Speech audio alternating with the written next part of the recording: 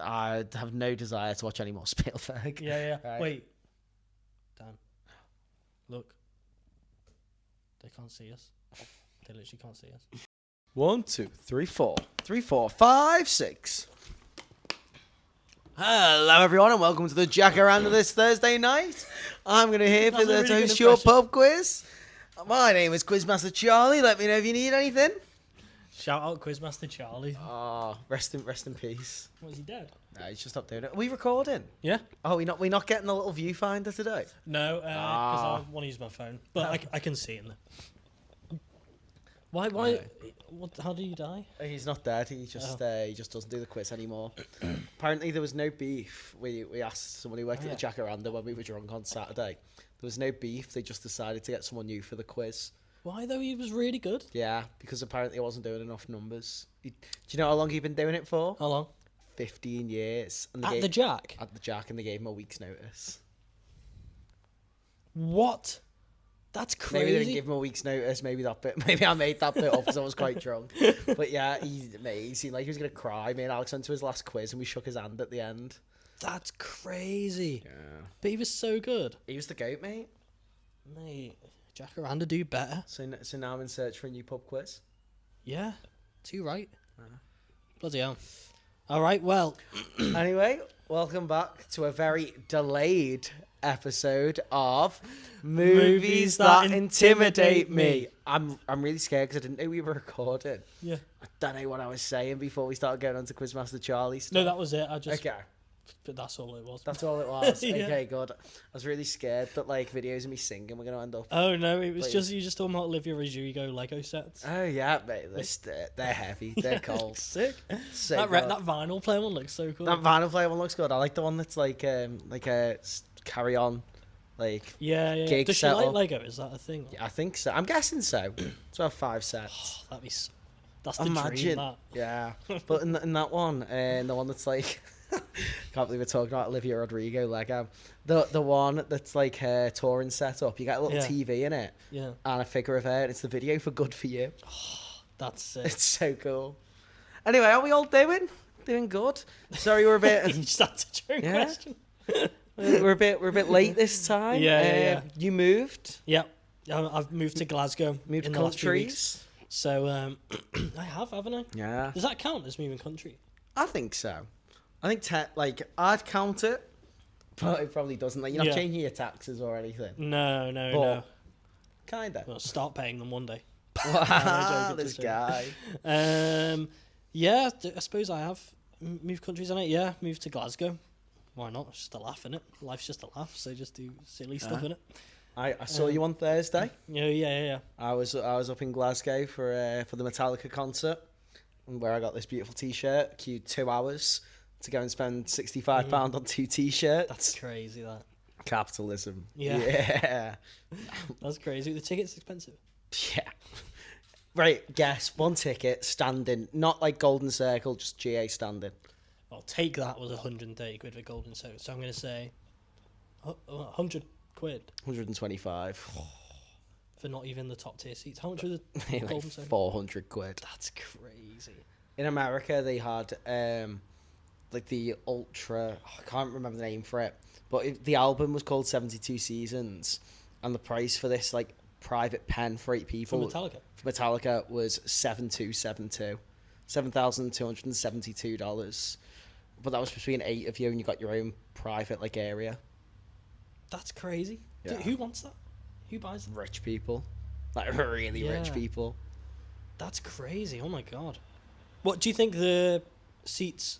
Not seats. Do you think the Golden Circle? Because you said they were inside the stage. Do you think that was the best place to be? No, I don't think so, because all the speakers pointed outwards. Yeah. So basically, the way the Metallica concert was set up was they performed in this sort of circular stage, but it was hollow. So in the middle, you had your Golden Circle, where people would pay £400 to go. Then a ring of the stage with like 3 different drum kits, 3 different setups, and they moved between the 3. And then the GA around the stage. And I think where we were was great. Just the sound was amazing. Yeah. So cool. good. Yeah. Nice. So I'm still living off the highs of that. A week later. That's good. Yeah. Oh, that sounds cool. Did you notice I've got a spoon? I did. I didn't want to say anything though because I didn't want to wreck the Just ran out of continuity. forks. I could have washed one for you. No, don't worry about that. Quite like this. It's got a good weight to it. Nice. What are we doing? What are we doing today? Just do Today? it say it similar as normal, I suppose. Yeah, we're going to be discussing Steven Spielberg's new film, Disclosure Day. If anyone's new, we talk about films that are intimidating for us, films you've not watched before because they're intimidating. They're too long. Yeah. They're just Scary subject matter, or as in today's case, it's so big deal. well regarded that like the thought of watching it just feels so daunting. Yeah. Because also, we're talking about The Godfather today. And for years, I've kind of put off watching it out of this fear of what if I don't like it and I have to be the guy who doesn't like The Godfather. Yeah. So we'll get to that. We'll get to If I Am later. Yeah. But before we start, I made a couple of notes of things I wanted to bring up. Okay. And I just realised my phone's on charge. Go. You know what? I'm gonna try and remember it off the dome. So first of all, on Saturday I went to a pub in Liverpool called Mar Edgerton's. You familiar with it? It's at the back of Lime Street, sort of on the way to the O2 Academy. But I just wanted to shout it out because on the back of these staff T-shirts, they all have "I'm a friend of Mar." No, we've got to get one of them. T-shirts. Don't make me drink alone. Don't make me drink alone. Don't make me drink alone. So if anyone's wondering, that is a reference to the classic 2019 horror film Mar, starring Mar. What's her name? Phone's not on silent. Shocking. Octavia Spencer. Oh, yeah. Yeah, there you go. So, we watched that after the first recording, and it's become a little inside joke of ours. Cult classic. Cult classic. Yeah. Oh, another thing. I think this podcast genuinely sending me insane. Why? So, on top of doing this podcast and thinking about this podcast a lot, there was a heat wave in the UK last week. And I was in the office every day because they had aircon and no one else was because it was too hot for them to commute. So I was just on my own listening to podcasts all day. And I no longer have an internal monologue. I have a constant podcast of me explaining my life to you playing in my head. What do you mean? So beforehand, say you'd be going to the shops and I've always got an internal monologue going. And my internal monologue would be like, right, I'm going to go to the shops, I'm going to buy myself some ingredients, then I'm going to cook this dinner when I get in. Where now in my head, I imagine myself sat on this couch, speaking to you, explaining what I'm doing, but as though it's already happened in past tense. So as I'm going to the shop, I'm thinking, I'm sat here going, yeah, so I went to Aldi and I got the ingredients, so I could make the lasagna, but then they were out of X, so I had to buy Y. And You've only got like 3 episodes. Mate, no, but I tell you, I think I listened to 30 episodes of the Scream Rock podcast last week, and I didn't speak to a soul. And their format is two people sat on a couch chatting. So that's crazy. Yeah. So this podcast is sending me insane. What, like 6 episodes in, depending if you count the lost episode. Yeah. Wow, that's crazy. Yeah. So that was thing number 2. Yeah, okay. And thing number 3, I think my flat's haunted. No! My flatmate's not too convinced. But last week, we lost our air freshener. And I went up to him and I said, have you seen the air freshener? He said no. We looked around everywhere in the flat. Where is it normally? It's normally on as you've seen, the side table in the bathroom. Yeah, that you open the door with. Open the door with to allow airflow. I've seen it. I think I've sprayed it. It's normally on there. We checked there, wasn't there. We checked on the floor. We even had a look around the kitchen, living room, both bedrooms, under couches, everything. Couldn't find it. And then a week later, last night, I went in the bathroom and it was back on the side table where it always is. So I said to Alex, "Oh, have you found the air freshener?" He said no. He said, I haven't touched it, and I haven't touched it. So my first thought was, we've got a squatter in this small flat. So there's no way you wouldn't. I made him go around every cupboard with me and check that there wasn't someone hiding in it, including the small ones in the kitchen. But then also, like, we've got like where the boiler and stuff's kept. Yeah. I made him come in my room as I opened like my wardrobe and check the back of it. We don't have a squatter, so then the only other. Why would they only take the air fresh because they stink. Well, maybe like we've come in and they've been spraying Yeah. themselves and they've ran away and hidden their hidey spot Yeah, with yeah, it. yeah. It's possible. Yeah, but yeah, so it's not a squatter. So then the only other reasonable explanation isn't that we were tired, just moved it and forgot. Yeah, it's that there's a ghost. Yeah, yeah, yeah. Obviously, that is number 2. Yeah, so there you go. So, They're the 3 things I made notes of that I wanted to talk about at the start of the app. wow, that would be crazy because your childhood house is haunted, right? Yeah, although last time I went home, I got shouted at by my mum because I kept talking about all the ghostly things I'd seen. And at first I thought she was joking, so I kept talking about it, and she got quite angry. She was like, "Your dad goes away a lot. I have to sleep here on my own. Yeah. Stop it. Actually stop it." So, you know, being the nice son I am, I stopped. That'd be crazy if this was haunted. But I mean, You'd have nowhere to run either. yeah, I think it could be likely. It's an old building, isn't it? Maybe don't say too much about where I live. Yeah, old or new. Old So, or new? Yeah. It's one of the two. I can't remember which. It's somewhere on the globe. Yeah, yeah. Doxed. Oh, What else was on your um, list? no, it was just them 3 things. And also that I watched Luca Guadagnino's Bones and all on a train, but Yeah, yeah, yeah. I told you that while we had dinner. Yeah, yeah, Because I was running out of conversation. yeah. And then we found a good topic of conversation. Yeah. No need to get to That that. will stay off the pod. Have Uh, you got anything off the top that you wanna inform us of? let's see any film. I mean, I've obviously just been super Yeah, busy. moving. Do you want to talk about the moving. process of moving? Was it easy? Was it hard? It's Was it somewhere fine. in between? It was pretty easy. We were pretty well prepared in the last few times that we've moved. We like hire a van, and when you hire a van, you have to well, not hire a van, but Hire a hire guy. moving people. Yeah. Yeah. And you have to tell them what you have. So we've just been like, okay, well, we'll probably have this. Hire We'll a man probably with a have van. bags Hire men with van. with van, or women. It's not the joke though from Peep Show, is it?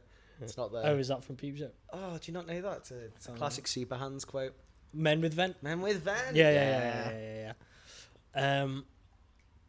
And yeah, so we're like, okay, well, we've probably got a few bags. We're like, type that in, they give us a quote. Yeah. And then every time, like, we've done it. This to be fair, only like 3 times now, but the past 2 times, we've like just estimated, and we've always underestimated. and then we start packing, and we're like, shit, and it's like really stressful. And then the movers get really, really annoyed with us. But this time we were really prepared. We packed everything in proper boxes. Yeah. Normally we have like bags, but we had like That's raw. boxes, and so they were stackable. Everything was pretty easy, and then we told them what we had, and so yeah, it was really well planned, really easy, Nice. and yeah, it was chill. And we moved in. We were really happy with the flat. Just been setting it up, but because of that, I didn't get to watch the films till yesterday. Nice. So I Did watched you do both of both? them. Yes.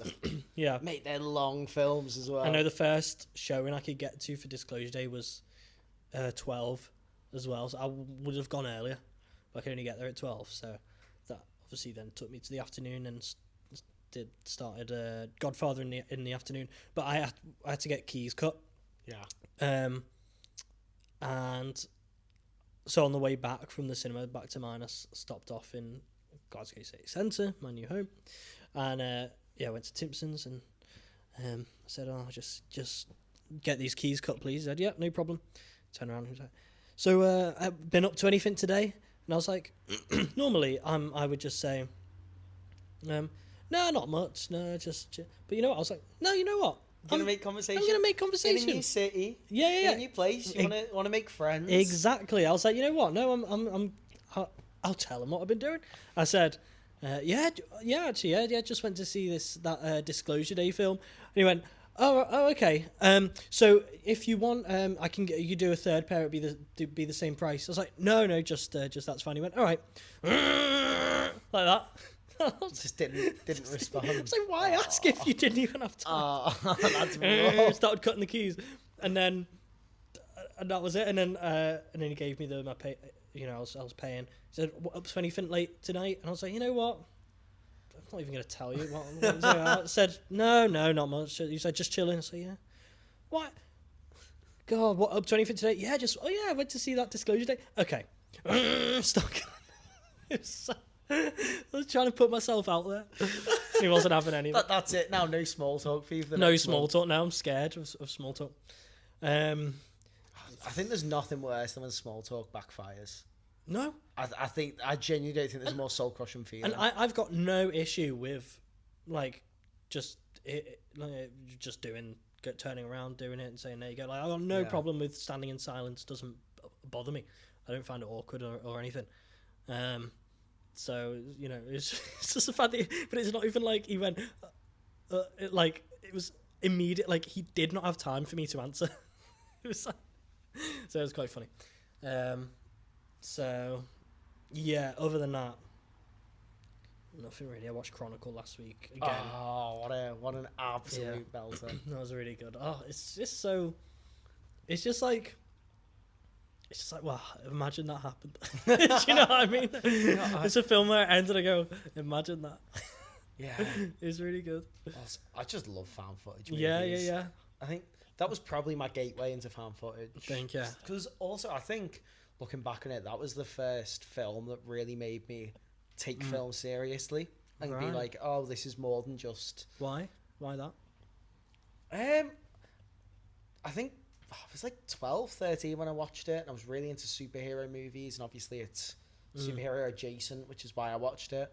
I think I was so used to sort of like Captain America and good guy defeats the bad guy and saves the day and action, where there's a lot more to it. It's much more of a character piece. Yeah. Also, it's quite tragic, which is not something I think I was used to. And seeing that at a young, impressionable age left a really, really big impact on me that then made me start seeking out more mature films. I see. Nice. What's your favourite found footage film? Oh, I feel like there's definitely one I'm forgetting. Would you say? It's not all found footage though. I was going to say We're All Going to the World's Fair. I'd say that's only like 75%. I probably wouldn't count that. So I'm not counting it. I think Cloverfield's pretty great. Oh, what am I talking about? Blair Witch Project. Yeah. Absolutely Blair Witch Project. Blair Witch Project's got to be up there. I mean, I think it'd be between that and Cloverfield for me. Yeah. I've seen. What were you saying? Have I told you about the first time I saw Blair Witch Project? Yes. It was at, I think so. Is it Walton Park in Liverpool? I don't know. Some park in Liverpool. Outdoor screening. Back to back with Donnie Darko. Nice. So obviously big Donnie Darko fan. Went for Donnie Darko, and then it was a double bill with Blair Witch. So I was outside in the woods at night watching Blair Witch Project. That's scary, that. Incredible. That's so good. Yeah, that is really good. I've only seen that the once actually, but that is scary, that film. Yeah, it's horrible. And the production of it sounds really cool.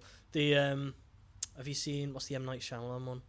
Oh, I turned it off. The Visit. The Visit. Yeah. I love The Visit really? so much. Yeah, but it's M. Night, so I just love it. It's been years since I tried to watch it. So maybe I'd find a different appreciation for it now. It's just so funny. Yeah, years ago I recorded it on my dad's Sky box. Classic. And me and my dad went to watch it, and we turned it off. We couldn't get into it.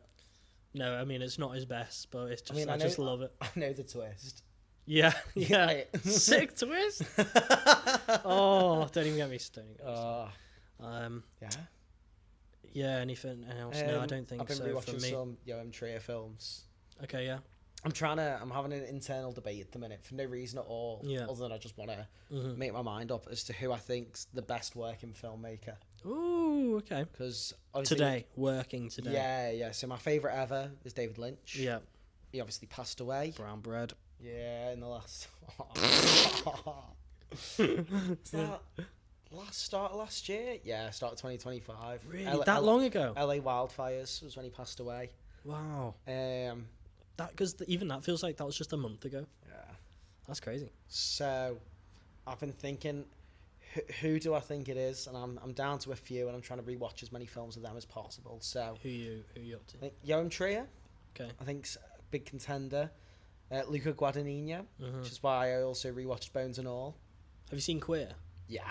Was it good? Yeah. So good. I haven't seen it. Kate watched it though and said it was amazing. It's just and because that just kind of he just slipped that out. Yeah, didn't he? Because it came out like 6 months after Challenges, And Challenges is so commercial, Yeah. where Queer's kind of the opposite. So I think they didn't market it to a mainstream audience, so it wouldn't have appealed to a mainstream audience the same way Challenges did, which I think is why it kind of fell under the radar. But I think it's brilliant. Yeah. Yorgos Lanthimos, I think's up there. And I'd also throw in, God, we gotta remember his name. Denis Villeneuve? No. Don't think he's... He did Under the Skin. Can't think of his name. And he did Zone of Interest. And he's British. And he did the film Birth as well with Nicole Kidman. And it's going to come to me at some point during the episode. Yeah. And then I'd also throw Lynn Ramsey up there. Okay. So it's probably between them 5. Some of them, there's like 1 or 2 movies from each of the directors that I haven't seen. So I feel like I need to go through and watch them. But I'm rewatching some of the classics and going, yeah, these guys are great. But I want in the next couple of months come to a conclusion. Yeah. Interesting. Because we were both not excited for it. I was, weirdly. I'm not a big Spielberg fan. I like, from what I think most of the films I've seen from him I've liked, but I haven't loved. There's a lot that I haven't seen. I've got a lot of blind spots, but... Have you watched any of his recent ones? You watched The The Fabelmans? Post. No. What else has he done? What? Oh, what's the West Side Story? Oh, The Irishman. No. Killers of the Flower Moon. Yeah, did you see that? Yeah, it's really good. Is it good? I was talking about that today in work. That's weird. Yeah, what a weird coincidence. I haven't. I always get them mixed up. Yeah, I don't think it. When was the last Spielberg film I watched? It Was it been The Post? can't as well? have been The Post. Well, That's since The crazy. Post, he's done West Side Story and The Fabelmans. That and was Spielberg. Yeah. Mate, He also did The BFG, Ready Player One, What? Bridge of Spies. Wait. All of these have come out. I just didn't even click onto that they were Spielberg. I just, weirdly, yeah, because I've not seen... Wait, let me see if I've seen any of his... I can't talk and work on my phone at the same time. Okay. Yeah, I'll do a little commentary. Release date. Yeah, as I was saying, so I've seen like E.T., Jaws, Jurassic Park. Yeah, obviously. And I like them. Yeah. But I don't feel the same way about them that seemingly everyone else does. I don't have this undying love for Spielberg's films.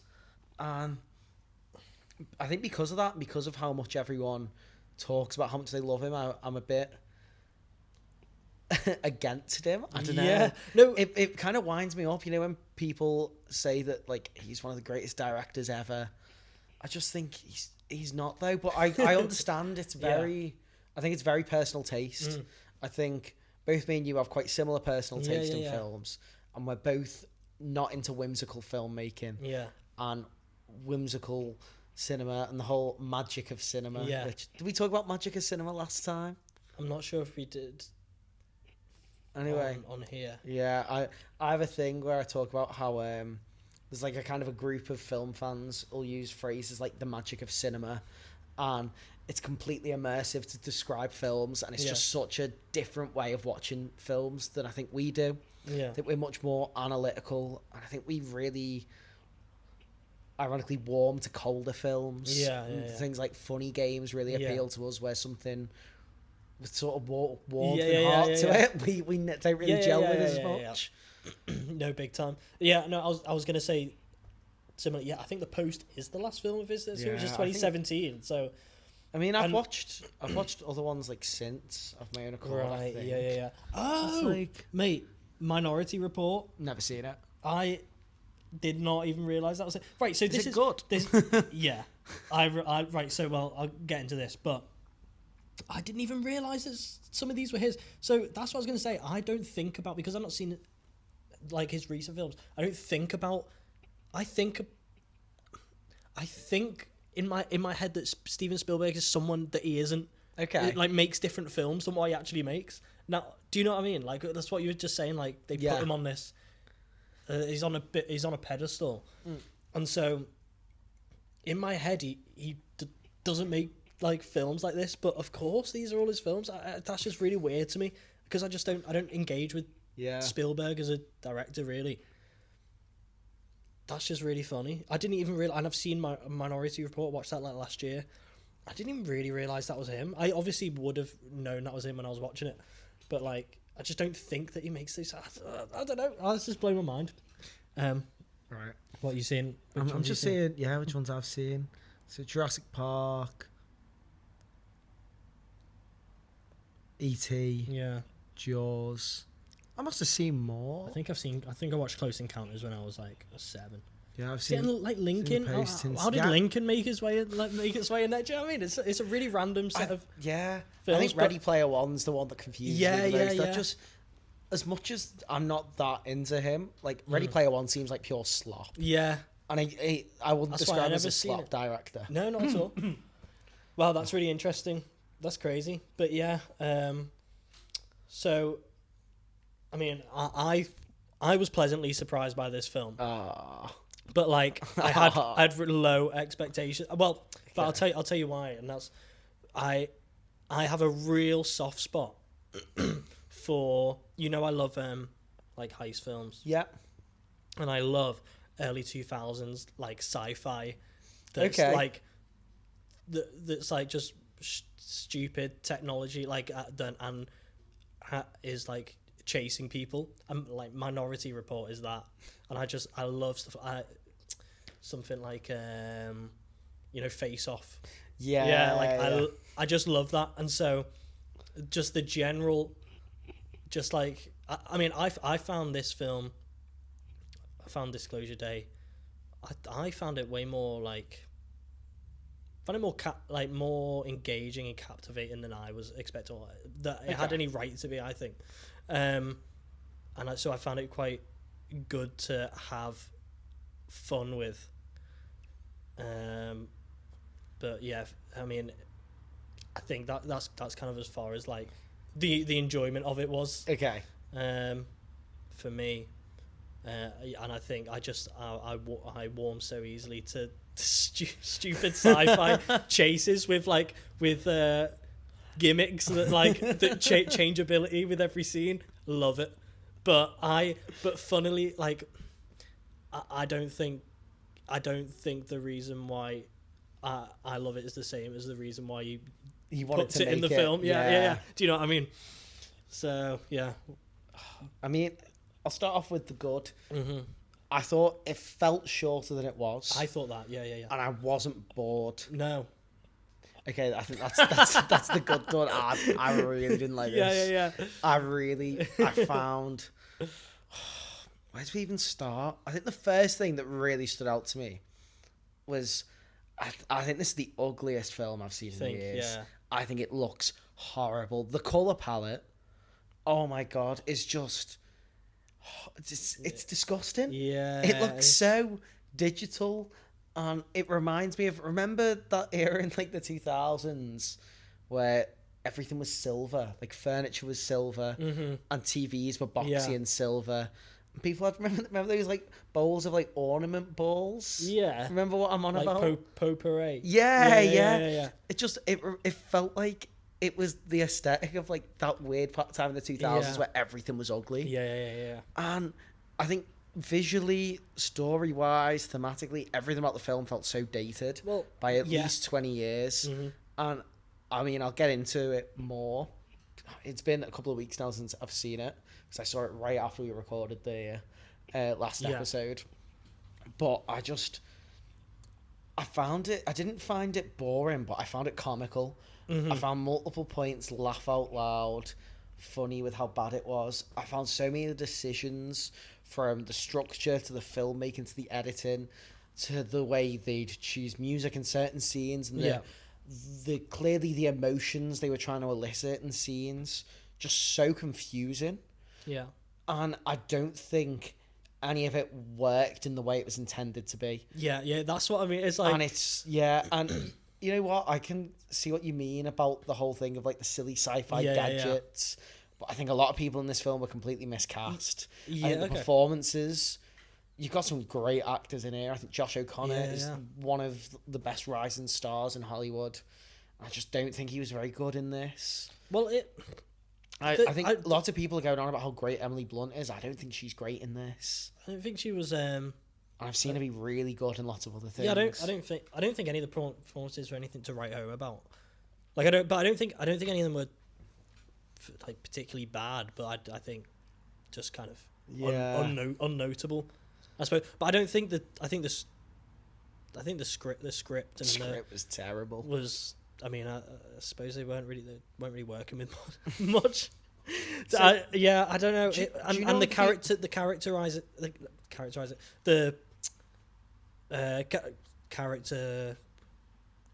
raising of the characters. Wasn't really there. Wasn't there. Didn't exist. No. I don't know.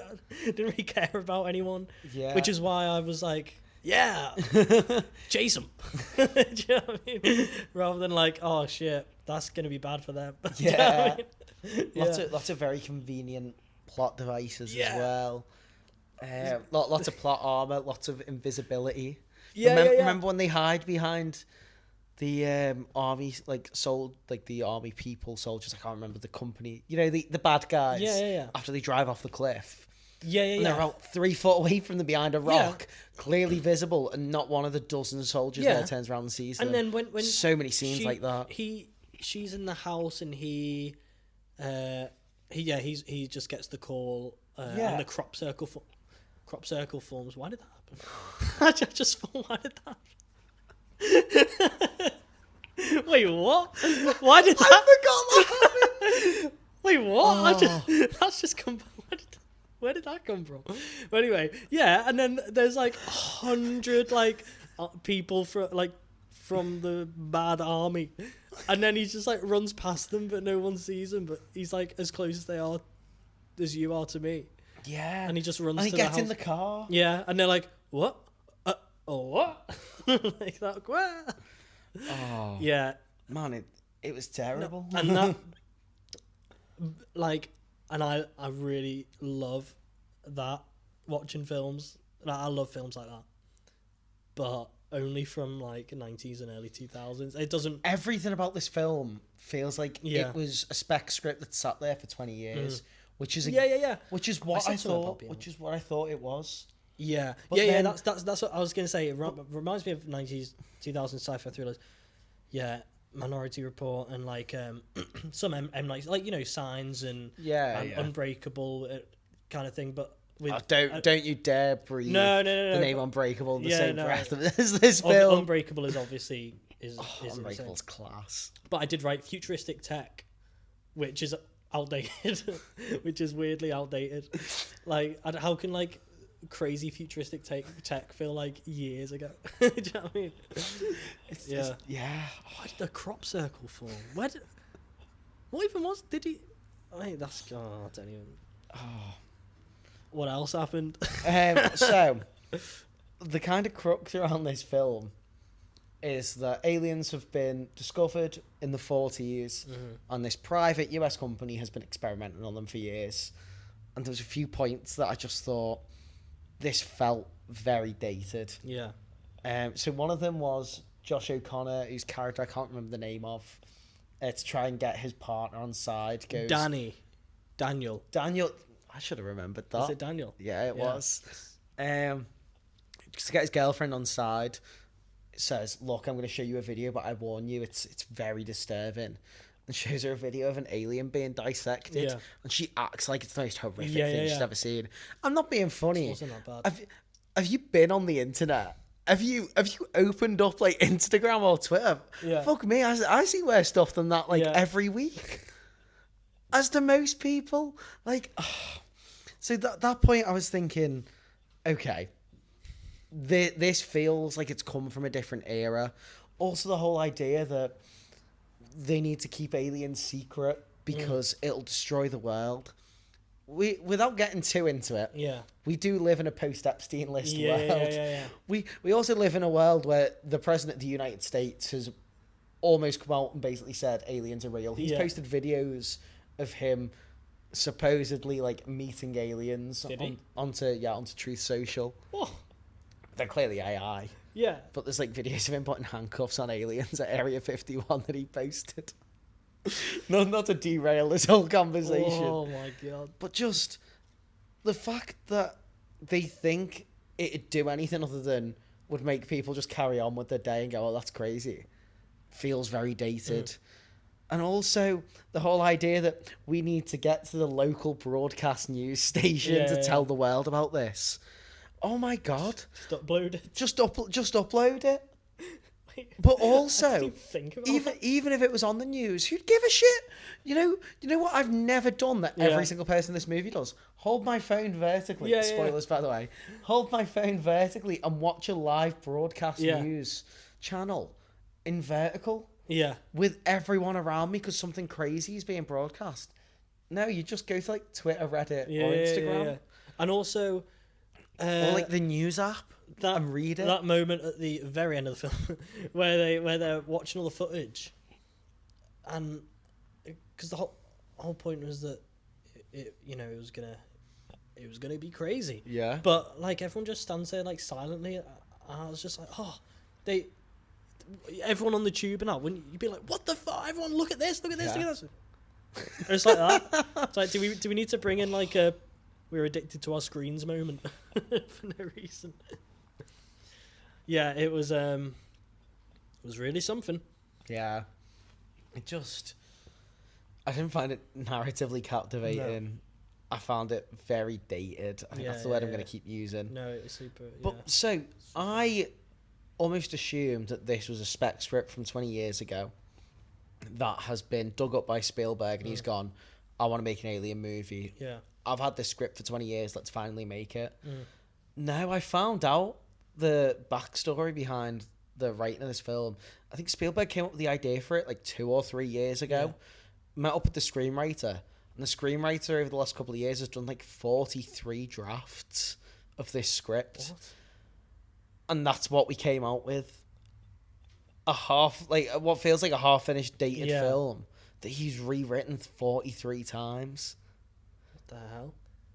That's crazy. It's just, I find it just so hot. What could be so wrong with it? I mean, you saw the final. 43 times. You saw the final version. Imagine how bad that first draft was. But they can't have been tightening anything up. And that's another thing. I'm really sick of relationships in films just not feeling real at all. What, like her relationship with her boyfriend? Oh, like those just aren't human interactions. He really wound me up as well. And he's did you recognise him? Because he's in the MCU. He's Wyatt Russell. He's Kurt Russell's son, and he plays John Walker in the MCU. So he's the replacement Captain America after Captain America dies in Endgame, and he's an ex soldier who's got PTSD. Is it a show? In Falcon and Winter Soldier. Right. And he's like an ex-soldier who's got PTSD who the American government hires to be the next Captain America. Yeah. But because of his PTSD, he has like breakdowns, beheads someone on live TV. And he gives a really great performance in that TV show. And for a Marvel project, it's very layered and very, a very complicated character, and he plays it really well. He's shit in this movie. He's so bad. Really, just really dull. Really dull. It felt like the kind of movie that human-like. When I was like 10, my dad would have taken me to see. Yeah. Like a 12A film that, you're old enough now to watch big boy movies, and really it just means movies for young teenagers. Yeah. It had that vibe running through it. And people normally say this is a good thing, but I mean this is like, we need to stop. They don't make them like this anymore. And there's a reason, because it's just so boring and so dated. I couldn't get behind it. Yeah. No, I mean, I think maybe 20 years ago it would have. Yeah. Like, it would be a charming watch now. Yeah, people would call it like an underrated Spielberg film. Yeah. It definitely felt really out of place. Yeah. Yeah. Going to see it after Backrooms and Obsession as well. This is the first episode where we're doing like any kind of blockbusters. Yeah, because we did Obsession, Hokum, Backrooms. Mother Mary. Yeah. Um, And then the drama was the Lost episode. Wow. It's first big blockbuster film. Is it doing well? Do you know? No, it's flopping. Is it? And I'm glad. Fuck this film. Yeah. Bad CGI as well. Oh, mate. Spielberg, find the money somewhere. It's not. It was. I swear it was like a $200 million budget as well. Yeah. I don't think I've ever seen CGI animals look that bad.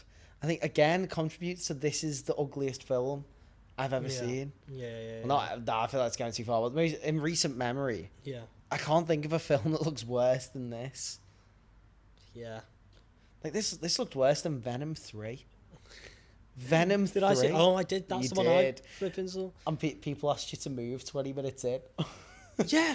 What's that? Did they came in late? Didn't They they? came in 20 minutes late. And they were like, and we were sat in our we seats. actually They were, came yeah. up to you and Kate and went, "You're in our seats." And there were 2 empty seats in front of you, so you started pointing and going, "Sit there." Yeah. When go over there. Forgot about that. Oh, don't rile me up. Oh. How's the cinema etiquette in your screen? Really good. Really, my new Odeon is great. It's slightly far away. It's like 40 minutes away on the bus. Okay. But yeah, good. £7.50 Monday saver. That's nice. I don't know what it normally is, but yeah, comfy reclining seats. And Nice. great order. Like quite a lot of people in there, but pretty quiet. Yeah. So yeah, really good. I was happy. There was a bloke who was sat behind me who kept going, "Bloody hell, come on!" when stupid shit happened, and it was amazing. It was so much better than the film. Why can they suddenly be invisible? Why did they have to recreate her childhood home? Get her in the mindset. Like. But then, what did they learn from her being like, "Oh, I was abducted by the aliens as a kid"? You don't get it. You don't get it. Okay. You don't get What's it. It's because then she was able to remember it, and then she was like, now I can be invisible. So that's what it was. But like, Josh O'Connor already wanted to go on the news and disclose this. Yeah. He could have done that without them going invisible, without them going to the rebuilt house, without Emily Blunt. Yeah. They could have. I mean, it would have been a less fun movie, but they could have just gone into the news studio with guns and gone, broadcast this right now, and they would have done it. You didn't need a train chase. If you were watching that, you would just think it was fake, isn't it, on the news? What? And the way the news wrote is like, "Oh my god," like nearly crying. Yeah. Do you not report on children like getting killed? Like in the news, especially like the New York news that they connect to. Surely you've reported on some dark, horrible things to where seeing the aliens are real isn't gonna make you cry on air. Yeah. It's just an absolute farce of a movie. What do you think at the end? The alien says, "Listen." What do you think he says? I don't know. I was too busy laughing how funny he looked. On the way in, I kind of respect that they just picked that. You gotta respect that. You just picked the classic alien look. on the way in, chatting with me mates who I was going with, Charlie, Adam, and Emma, I go watch everything with. And I was saying to Charlie, this film's been really divisive. It's been getting, some people are loving it, some people are saying it's terrible. So I said it's either going to be middle of the road and boring and people are just giving it good reviews because it's Spielberg, or it's going to be mental and he's going to do something really bold. Yeah. And Charlie went, "Oh my god, is there going to be a massive silly alien in this?" So you can imagine the excitement when that wheelchair, like the screen around it got wheeled in. That you can imagine how giddy we all were when they unzipped Were you it. with And- him? Yeah. Yeah. A giant alien was sat in the wheelchair.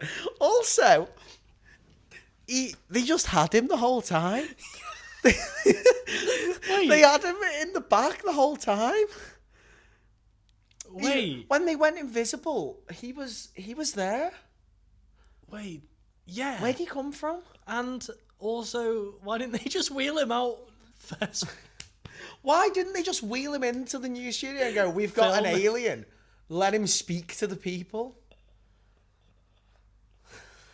Also, Emily Blunt and Josh O'Connor seem so traumatized by this experience that they had as kids, where they were like, clearly experimented on by aliens, that when they're reliving it, they're crying, going, "Don't go with them! Don't go with them!" You don't see what happens. It's implied that it's horrible, and then the next scene, they're like, "Come on, guys, we need to help the aliens."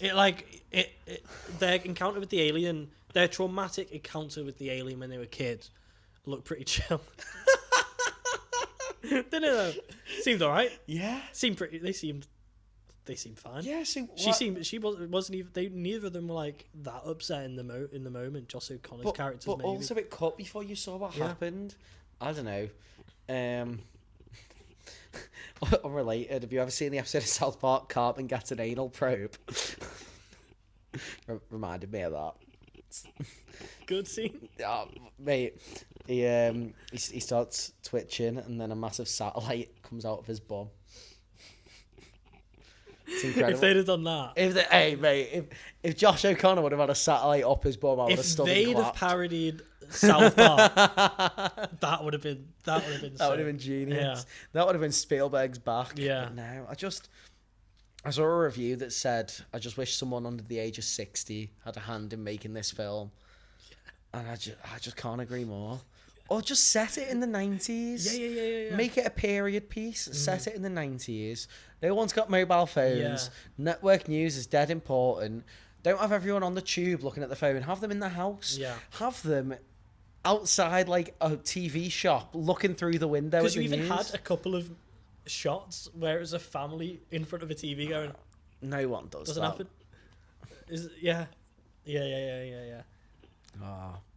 I know, right? And then, yeah, I guess you could link it to, intertwine themes that might resonate with. Yeah. But yeah. Watch it again. Also, was the theme of it like hope? What was it trying to say? Was it like Get back to you on that. Was it a vegan allegory? I didn't get that at all. Was it stop farming, stop animal torture? Was it just I want to make an alien movie because I made alien movies? I know. I guess here's an idea and let's form a movie around it. But I didn't find any. Well, there was sort of a half-done theme on religion. Yeah. That I don't think went anywhere that interesting. Pretty half-baked, wasn't it? Potentially, being super kind. I guess maybe him wanting to expose it, and you think the Colin Firth is bad guy because he wants to keep secrets from everyone, but in a way maybe it's because he doesn't want the world to turn to chaos. So maybe complexity being really like, kind. That's like it's like kids book level shit, but that can be fine. I enjoy a lot of kids movies. Yeah. Do you want to know something funny? What? I might watch it again. Not in the cinema and not anytime soon, but if it was on telly, I would, and I was flicking through. If it was on telly, and I was drunk, I'm watching it. If it's on telly and I'm sober, I'm not watching it. Oh, Or like if someone's there and I can be an absolute prick and point at the screen and just speak about how like everything about it's wrong. Yeah, I'd watch it again. Yeah. Okay. Nice. Yeah. But I'm not sitting down on my own and putting this on. No. Oh no. Minority Report though, honestly, is so mental. It's like they're sorry, I'm just not over it. Like, did you not think this movie was so ugly? Did you not think it looked horrible? Yeah, it wasn't.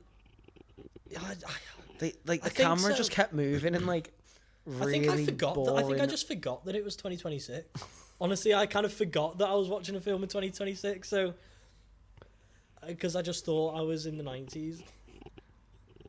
But yeah, I just don't know why a crop circle formed. Just don't know. Why did they remake Her Childhood Home? Why can she go invisible? And because they have totally different abilities, don't they? They're like, we're the same. There's two of us, but they can't do the same things. And what can Josh O'Connor do? He can just understand the alien, can't he? And then that's it, isn't it? Because he's bilingual. Class at SOA, like half the world's population. And Emily Blunt is trilingual. And also speaks alien. Man. Also, when the police officer pulls Emily Blunt over and goes, "Hey, I know you. You're the weather girl." No one knows who the weather girl is in 2026. No, not unless it was the one of Good Morning Britain. Or Carol off BBC Breakfast. Or Carol off BBC. Yeah. But that's because she's like, she's like a legacy act. Not KCXE. So at the end of the film, they're in the news station. They've got the alien footage in. Colin Firth and all his cronies turn up. Yeah. And then he just leaves. Yeah, and they've all got guns, right? Yeah. and she just doesn't she shake her head at him and he just walks out? Why does he just sit? What's the motive for that? Because the motive is I fucking hate this movie. If they really didn't want them to see it, shoot the cameras. Shoot them all. Shoot the cameras. You can't broadcast with no cameras. Yeah. Spielberg though, innit? So is there going to be any proper deaths? Yeah, no. Other than a grey alien, which is the most horrific thing ever. Man, I've seen video of war on my phone. I've seen frontline war. Yeah, but she's a Catholic, innit? So she wouldn't have seen that. Oh. Yeah. Well, there you go. That was our thoughts on Disclosure Day. Oh, yeah. That was fun. Go on. So. Remember Binley Mega Chippy? Oh, no. What's that? You don't remember the Binley Mega Chippy? Binley Mega Chippy? Mate. What's that? You're kidding. Mate, it was the biggest meme a couple of years ago. It's just a chippy in Coventry called the Binley Mega Chippy. And people made songs about it. And they had a Morbius meal. Because it was around the same time Morbius came out. What was the meal? It was just fish and chips for a £5. And there were hour-long queues to get in because it went viral on TikTok. What's it got to do with Morbius? It just became a meme around the same time as Morbius, so people made up that they sold a Morbius meal for a £5, and then people would go in and go, "Can I get the Morbius meal?" I've heard of the Morbius meal. And they'd say, "We don't sell a Morbius meal," and they go, "It's only £5." Oh, the internet's crazy, isn't it? See, that's the shit that Spielberg needs to be putting in, then we'd be like, "Oh, that's current." That get that Kane Parsons to watch his next project's Binley Mega Chippy the movie. That'd be sick. What would that be? What would be the weird bit? What would be the weird thing in that? It's just not quite real. Everything's just weird. Be like Friday Night 5. Like a video game, like a horror game. Five Nights at Freddy's, but it's Binley Mega Chippy getting chased by Jared Leto. Yeah, but he's not a monster. It's just real life Jared Leto, which is somehow scarier. Come join my cult. Come join my cult. Ah! Okay. So we made lists of. Do you want to announce it? Was it your idea? Yeah. Well, we're doing this thing where we set each other a challenge, and last week we did top films of the 2020s. Yep. And so I said this week, why don't you tell me 5 films? I thought it was 3, honestly, so I went to do it and I was like, oh fuck, I wrote 5. So 5 films that I worded it as that you hate, that everyone else likes. Really, it's just films that you think are basically overrated. Pretty much. Because I was going through and I was like, oh, do I hate any of these films? There's a couple on here that I hate. Yeah. But there are also some that I just think. But once they got generally good reviews, I'm thinking 70% and up that you just thought weren't it. I think all mine were Oscar nominated. Okay, interesting. Very. There were a few I was going through that I know you're going to put on there, but I haven't seen. I don't think. Okay. That I was going. That's definitely going on there, and I'll let you know if they come up because I can't remember them off the top of my head. But if you said them, I'll remember them. So, what have you got? Do you want me to go first? We could do one each like we did last time, yeah. So my first choice, yeah, is The Father by Florian Zeller, the Anthony Hopkins dementia movie. I remember you in my head. I remember you liking this, but was it the opposite? I hated this movie. That's funny because I was going through. I saw this one and I kind of forgot this film existed. I just I'll get too into it. I've had Yeah. a lot of personal History with dementia, so it's quite a sensitive topic. But as I've said multiple times on like this podcast so far, I really don't think film wise any topics are like off the table. I think everything can be done tastefully. I think certain topics, such as when we talk about Irreversible, need to be handled with care. And I just didn't think this film handled the topic with care at all. I think it felt very theatrical and over the top and almost like watching a hammy stage play. And I just found it, I didn't find it sad. I found it just very bad taste. And I got a phone call. I will be calling you back later. Watch, I guarantee I'll get a phone call again in like 30 seconds. Yeah, I just found the film to be very bad taste.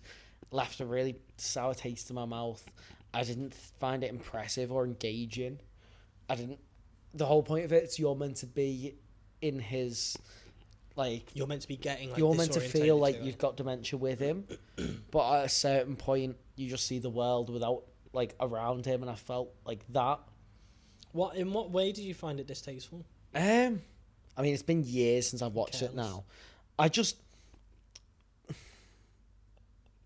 remembering scenes in my head of sort of like him crying and walking into rooms, and it had this very almost like, I'm trying to think of a way to word it that sounds more smart.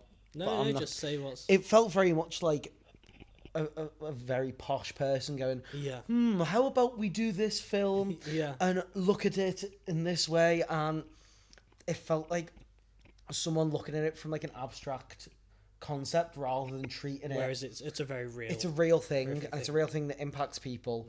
And it never felt like it was given the weight of something that actually impacts people. It never feels like...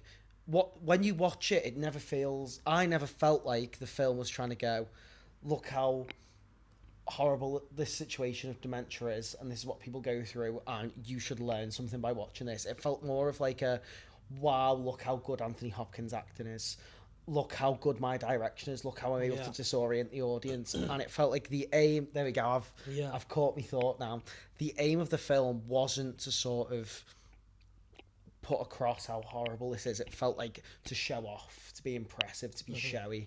I thought the film was very showy. It felt arrogant, and I really didn't like it. Cool. Yeah. And also Anthony Hopkins wasn't in person to collect his Oscar for no good reason. Oh, really? He was in a hotel room and he didn't even know he'd won. What? His agent knocked on his door and said, "You just won the Oscar," and he went, "Oh, okay." How'd you... What? Because he said in an interview a week later. Bloody hell. Sausage party.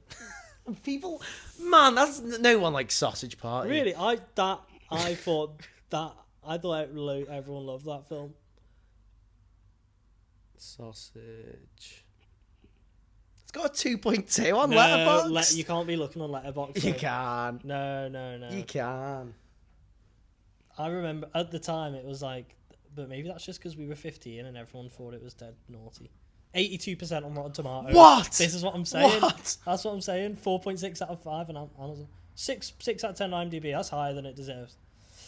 Oh my god, no, that's... But also Rotten Tomatoes isn't... It's just also idiots on there. Yeah. But, oh my god. Yeah, so that's... Yeah, I just remember at the time that it was like, oh, this film is so much like hype. Oh, I don't know, it was just weird feeling. It was so long ago. Yeah, it was just shit. We watched it at 15. and we're like... even laugh. I don't think we laughed once, did we? Like, not the even joke was that the juice is Jewish and that the German sausage looked like Hitler and didn't like the juice. And that the hot dog bun was a woman and the sausage was a man. And then the sausage went in the hot dog bun and they made sex noises. And that was the quality of jokes in the film.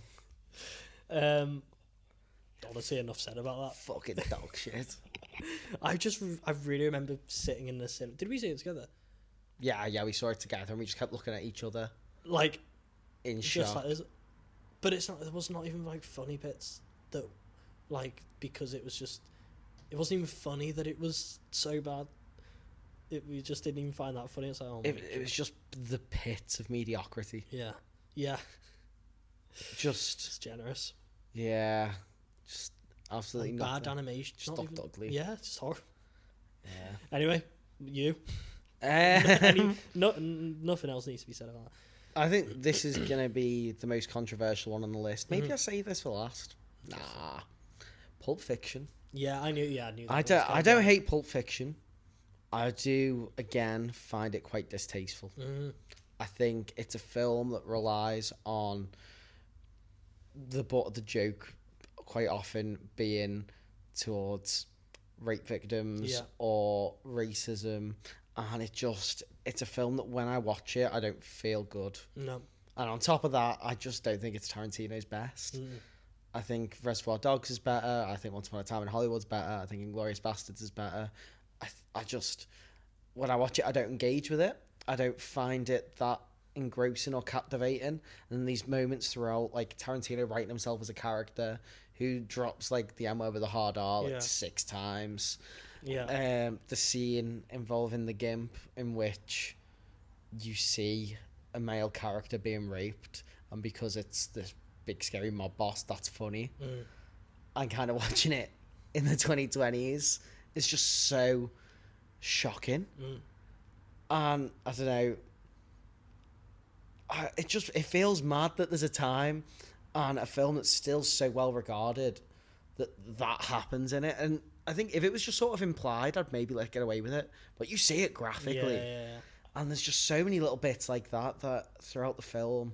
And also, it thinks it's so cool all the way through. It's got this vibe of like, look how cool I am. And I just don't think it's that cool. I think also, again, not to sound boring, but I don't like the way it glorifies heroin. Right. Again, not great. Yeah. I just think something like Trainspotting is a fun movie about heroin, but I feel like you see the genuine like horrors of it as well. This just feels like these two cool guys do heroin and shoot people. Yeah. And just nothing about it grabs me. Nothing about it sticks out to me as great the way that other Tarantino films do. And I just find a lot of it, do not disturb on. I just find a lot of it quite distasteful and hard to watch. Okay, I'll go with It. Chapter 1. Yeah. Oh, I should have put that on there. Shout, yeah.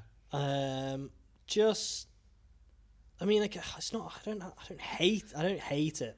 I can't. But like, I have rewatched it since, because did we go to sit together? Yeah. Remember when we went with that big group of friends? I didn't like it then, and but I've rewatched it since, because I watched chapter 2 as well, and yeah. See, I quite like chapter 2. I enjoyed it more than chapter 1. But I just found them both really boring, to be honest, and like just yeah, I don't know, just Quite lame, aren't they? Pretty lame. That's a good way to describe it. I don't really find it. I don't find it that scary, you know. Which even like if films aren't that good, but they're kind of like Spooky. But they're kind of spooky. They've got like when we talked about Hokum. Yeah. That made me like on edge a little bit in some parts. So it didn't really have that. Yeah, it just doesn't, compared to what people were saying about it at the time. Yeah. Didn't. I remember that first scene where he's in the sewer. It's dead iconic. Yeah. And just goes so over the top. And his arm stretches out and he's got like 1,000 teeth. I remember, we were just giggling. I remember just you looking at me and just, because I think we were 15 when we watched it. And we weren't big horror people growing up either. It's something we kind of got into as we sort of got to like 16, 17. So we hadn't seen that many horror films. So I was kind of scared going in to watch it. And that scene happened and I thought, this sucks. And it's long. Is it long or is it chapter 2 that's really long? Chapter 2 is really long. One of them's really fucking long. Does not need to be. No. So yeah, that's that really. I'll do a quick one. Everything Everywhere All at Once. I knew that's the one I knew was going to be on. I just found it felt so forced, wacky and forced, crazy, And like you know the stereotype of like millennial like quirk, Yeah. calling dogs woofers, Right. and being Yeah. like he's a good boy. Like that's the aura I get from Everything Everywhere All at Yeah. Once. It's very forced, over the top. I'm gonna wear super bright clothes, and I've got a tattoo of a mustache on my finger that I'm gonna hold here and go mustache. And I loved BuzzFeed quizzes back in the day, and I just don't gel with it. And I really like the Daniels other film, Swiss Army Man. I think it's brilliant. I was really excited to see it. Not only that, I was also discussing this other thought I have about it with my friend the other day. I think once Rick and Morty does a concept in 20 minutes and does it well, when a film tries to do it seriously and takes ages to do it, I can't gel with it. Yeah. Pluribus, the whole hive mind idea. There's a 20-minute episode of Rick and Morty, and they kind of give you a very quick explanation, just trust you to get it, and you go along with it. In Pluribus, it takes 10 hours to do that same story, and it wound me up. And Everything Everywhere All at Once, I felt the same. Because Rick and Morty, the whole idea... Is it multiverses or something? Yeah, the whole idea... I think I've watched 15 minutes of it, of Everything Everywhere. I knew you were going to say this. But I mean, I haven't finished it. I can't remember why. I think I just had to go eat dinner or something. Yeah, I mean, and then just didn't carry on. Yeah. Best picture winner, beloved by so many people. Yeah. But a lot of people, the compliment they say about it is it does everything. It really explores the multiverse concept. And I just think it's really about family. That's what I've heard. But the kind of multiverse it goes into and the ideas of this is what an alternate timeline is feels so boring and lame.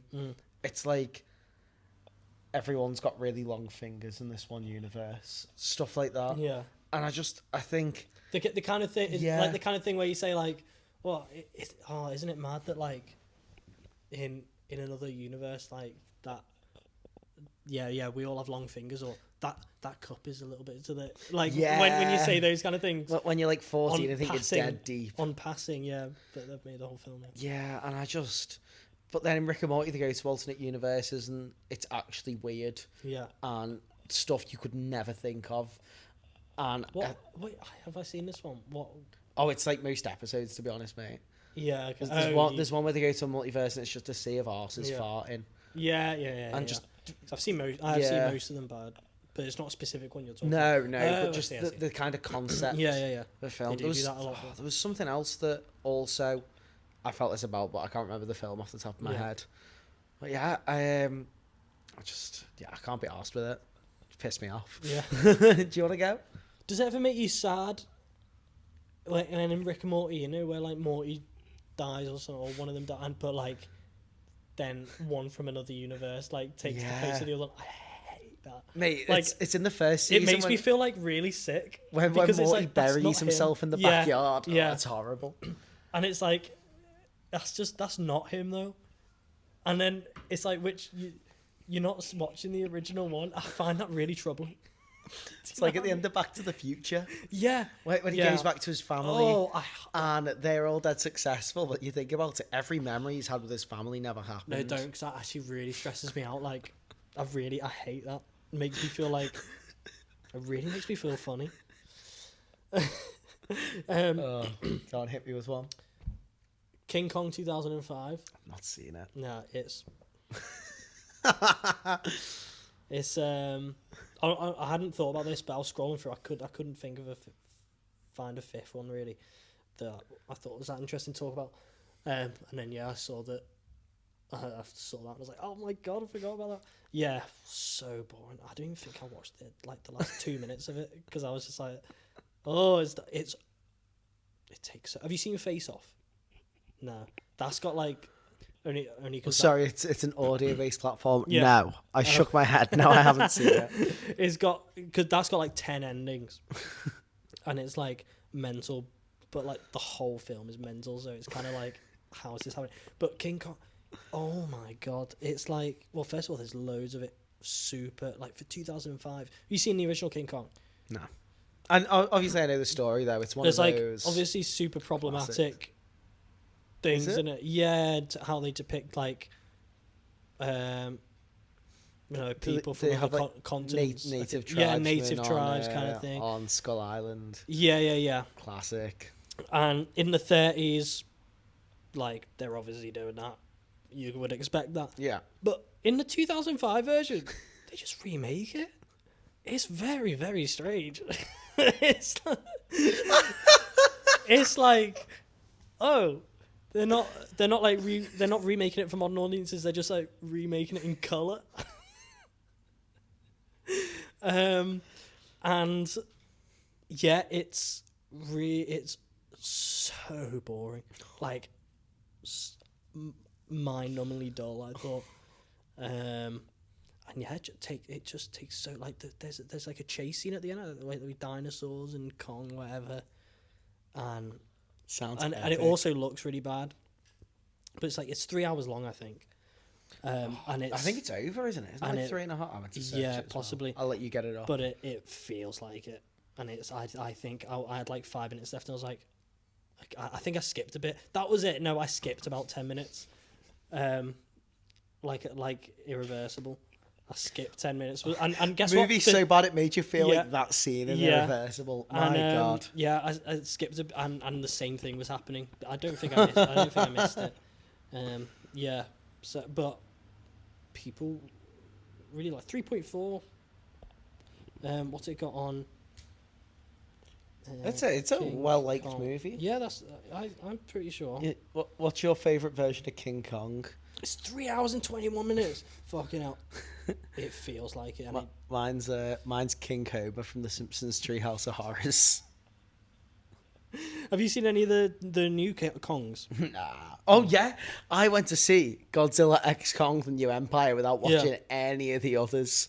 Right. And I had no idea what was going on. Mate, it opens. Yeah. And it's like, you know, the final scene in Interstellar when they're in, like, the circular satellite space station.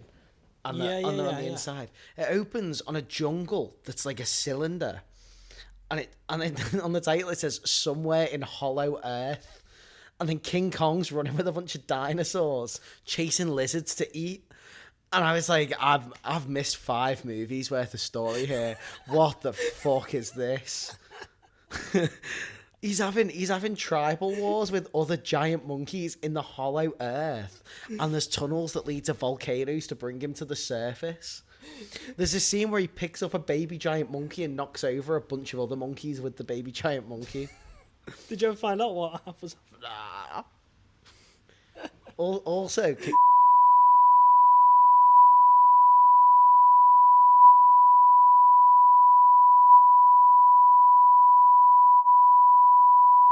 I thought that might have been the case. But yeah, it was awful. Nice. Oh wait, that wasn't even your pick. No. My next one's Black Panther. Right. Okay. I'm quite a big Marvel fan, but I'm a Marvel fan. I feel like there's 2 kinds of Marvel fans, and I feel like it's the same for any fandom. Where you've got the fans who just like everything and will blindly support anything that comes out, and you've got the kind of fans who are hypercritical. Mm-hmm. And I think I'm the second kind. Yeah. When Marvel's good, I'm really excited and I'm really happy. When Marvel's shit, I will criticise it through and through and be very, very harsh on it. So, I don't just think Black Panther's a mediocre Marvel film. I think it's a below par Marvel film, but it's by far the most critically acclaimed. Yeah. Best picture you know nominated. What? Yeah, because I had it on there, and then I thought, you know what, I'm not a big Marvel fan, so I can't. And it's been ages since I've seen it. I was like, I can't actually remember why I didn't like it. I didn't know if I could really talk about it. But I just realised, oh yeah, it's because it was so overhyped that because I initially put it on. I was like, why have I put this on over other Marvel films? I was like, oh yeah, but of course it was like best picture. It's an Oscar-winning film. Forgot that was the task. Which is I think crazy. Yeah. It's not. It's like, I mean, it's kind of on par with a lot of Marvel films. I think it's in the lower bracket. I think the visuals, I think it's a particularly ugly film. The fight scenes, a lot of them, you can't even see what's going on. No. The lighting's so poor. The CGI is horrific. Yeah. It does something that a lot of superhero movies do, but I think this one's particularly bad for it, is it has a villain who I think has a very morally good point, and ultimately is like philosophically correct. Mm. Colonialism was horrible. Yeah. The way Africa was treated was horrible. All his views on the world are pretty spot on. Yeah, all these African artifacts should not be in European and American museums. They should be reclaimed by their like home nations. That is all correct things. But what they do is they have this very sort of well-meaning left-wing, like liberal view, but then have them go too far and start killing people. Yeah. So they must be stopped and they're evil and they must be killed. And it's, again, like, it just feels lame. And I was rooting for Killmonger more than I was rooting for Black Panther in the film. I didn't find his character particularly compelling. On top of that, I think the humour in the film is absolutely dire. There's a fucking reference to What Are Those? Yeah.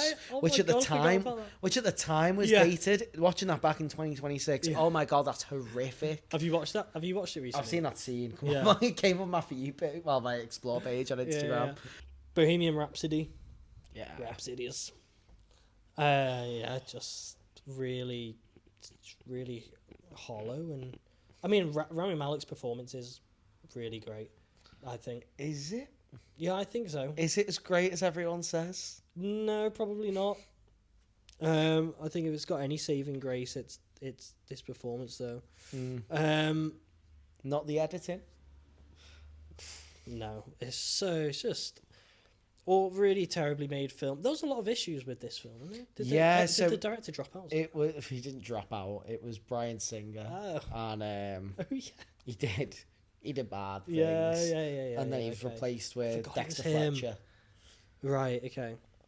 But enough of the film was shot. He's not credited, is he? Or is it? Bryan Singer's credited, but Dexter Fletcher isn't, because I mean, I know a lot about sort of the way the Directors Guild allows credit because of the Snyder Cut. Yeah, okay, yeah. So I believe it or not, I got really into Zack Snyder's Justice League and released the Snyder Cut when all that was going on. So it's like a similar case to the original Justice League.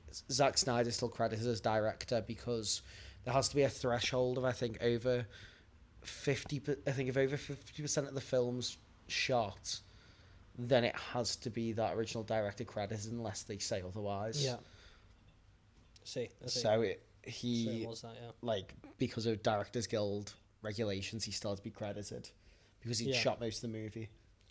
Right. Well, the film was shocking. So bad.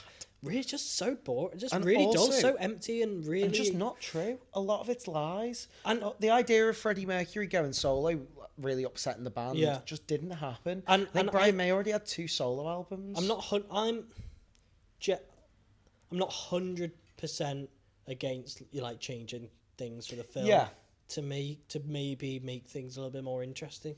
We just made it more generic. Wasn't more interesting. I want to see Freddie Mercury go to lots of drugs, sex parties. Yeah. That's the interesting film. And not be like, I don't know, put on such a pedestal. He already is. And like he's already kind of a legend. He's want to see him like regarded as like the greatest frontman ever. Picked apart and like make him studied. Yeah.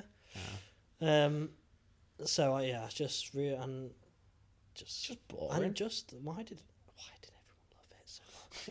Oscar nominated Best Picture. Odd. Oh, yeah. Now I want to sat next to Brian May in a Pizza Express. I didn't know that. Yeah. What? Brian May, Anita Dobson, who's his wife, who was Mrs. Flood in the most recent Doctor Who series. That's Brian May's wife. Yeah. And Dom Jolly, the comedian, who's my mum's a big fan of his books. Yeah. That's crazy. In the Pizza Express they were all in London. there together? They were all there around Christmas time having a big meal together. Which Pizza Express? It was one near whatever theatre Elf the Musical was on in like 2017. I know the one. There you go. By the way, that's Elf crazy. the Musical, fucking shit. What? Yeah. No, I never knew that. Yeah, that's a fun little fact. That is cool. Yeah. You just tell him it was poo. The film he produced. No, executive produced. It wasn't out yet. Oh, okay. It might have not even been 2017. It might have been before that. Yeah. Anyway, my final film is American History X. Whoa, okay. Have you seen it? Yeah. Did you like it? Yeah, I did. Ages ago. I just found it very. I was not expecting it. Oh, I need to think of how I want to word it, because there's a word I want to use, but also we are filming this at like 8 at night. My brain started to get a bit sleepy. It just felt very. Is whimsical a correct word? Very sort of like. I mean, it's about a neo-Nazi who goes to prison and then befriends a black man and stops being a neo-Nazi. Right. And stops being in it. Yeah. Yeah. And then, but then his like younger brother gets radicalized, regardless of him trying to prevent him from going down the same route. And then it has a very tragic ending. But I found it very cheesy, very emotionally manipulative, trying very hard to be like, wow, look at how emotional we're being. I never once felt engaged or involved in the story. I always felt like I was just kind of observing something from the outside, and I could feel the writer and director at every step of the way thinking, okay, now we're going to make them feel this emotion. Now we're going to shock them at this bit. Now we're going to make them feel sad. Now we're going to make them empathize with this person. And it just felt like a very cheesy, almost like not allegorical, like not fable. Man, fuck me. Doing this after a work day, I'm cooked. But last time we did this at night, we had iced coffees. And I didn't fucking sleep. It was like 4 a.m. and I was like, shit, I'm in work tomorrow. Yeah. American History X. Don't like it. Found it emotionally manipulative. Yeah. And dull. Okay, what do you reckon my last one is? I've got a clue, you know. You haven't? No. Is it one that I like? Yeah. Is it Don't Look Up? No. Oh. Go on. Barbie. No! Yeah. No! Oh, Yeah. man, we're being so unwoke. Yeah, I know. American History X, Black Panther, and Yeah. Barbie. It's Yeah. fine. I complained about the racism in Pulp Fiction. Yeah. I just I don't know. I mean, a lot of my. I mean, so fun, so, just so cool and like well directed. Yeah, I think a lot to love. My issues come from Mattel's involvement in sort of I think on its own. Yeah, really cool, fun film. I think the American Ferrera storyline is kind of half baked. I don't. Yeah. Didn't really work for me that much. But yeah, my issues come from it being just a really big advert, just a long advert that Mattel will make so much money from on merchandise, off the back of the film, and whilst at the same time, casting a load of white men as the board of the CEOs and all that in the film, and criticizing them all rightly, and like that, but kind of using that as an excuse to say, oh yeah, and therefore it's okay because we criticised ourselves and used a few jokes, when really they're kind of using the film to make capitalism look really cool. I have a question for you. So why do you think that kind of like brand film that's clearly used to sell a product doesn't work with Barbie, but then would work with the Lego movie?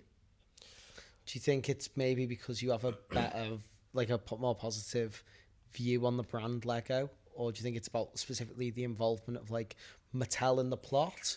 Or do you think it's because the like thematics of Barbie where the Lego movie isn't trying to make this kind of like... Good question. Yeah, I think a combination of those things. I think the involvement of Mattel in the plot and actively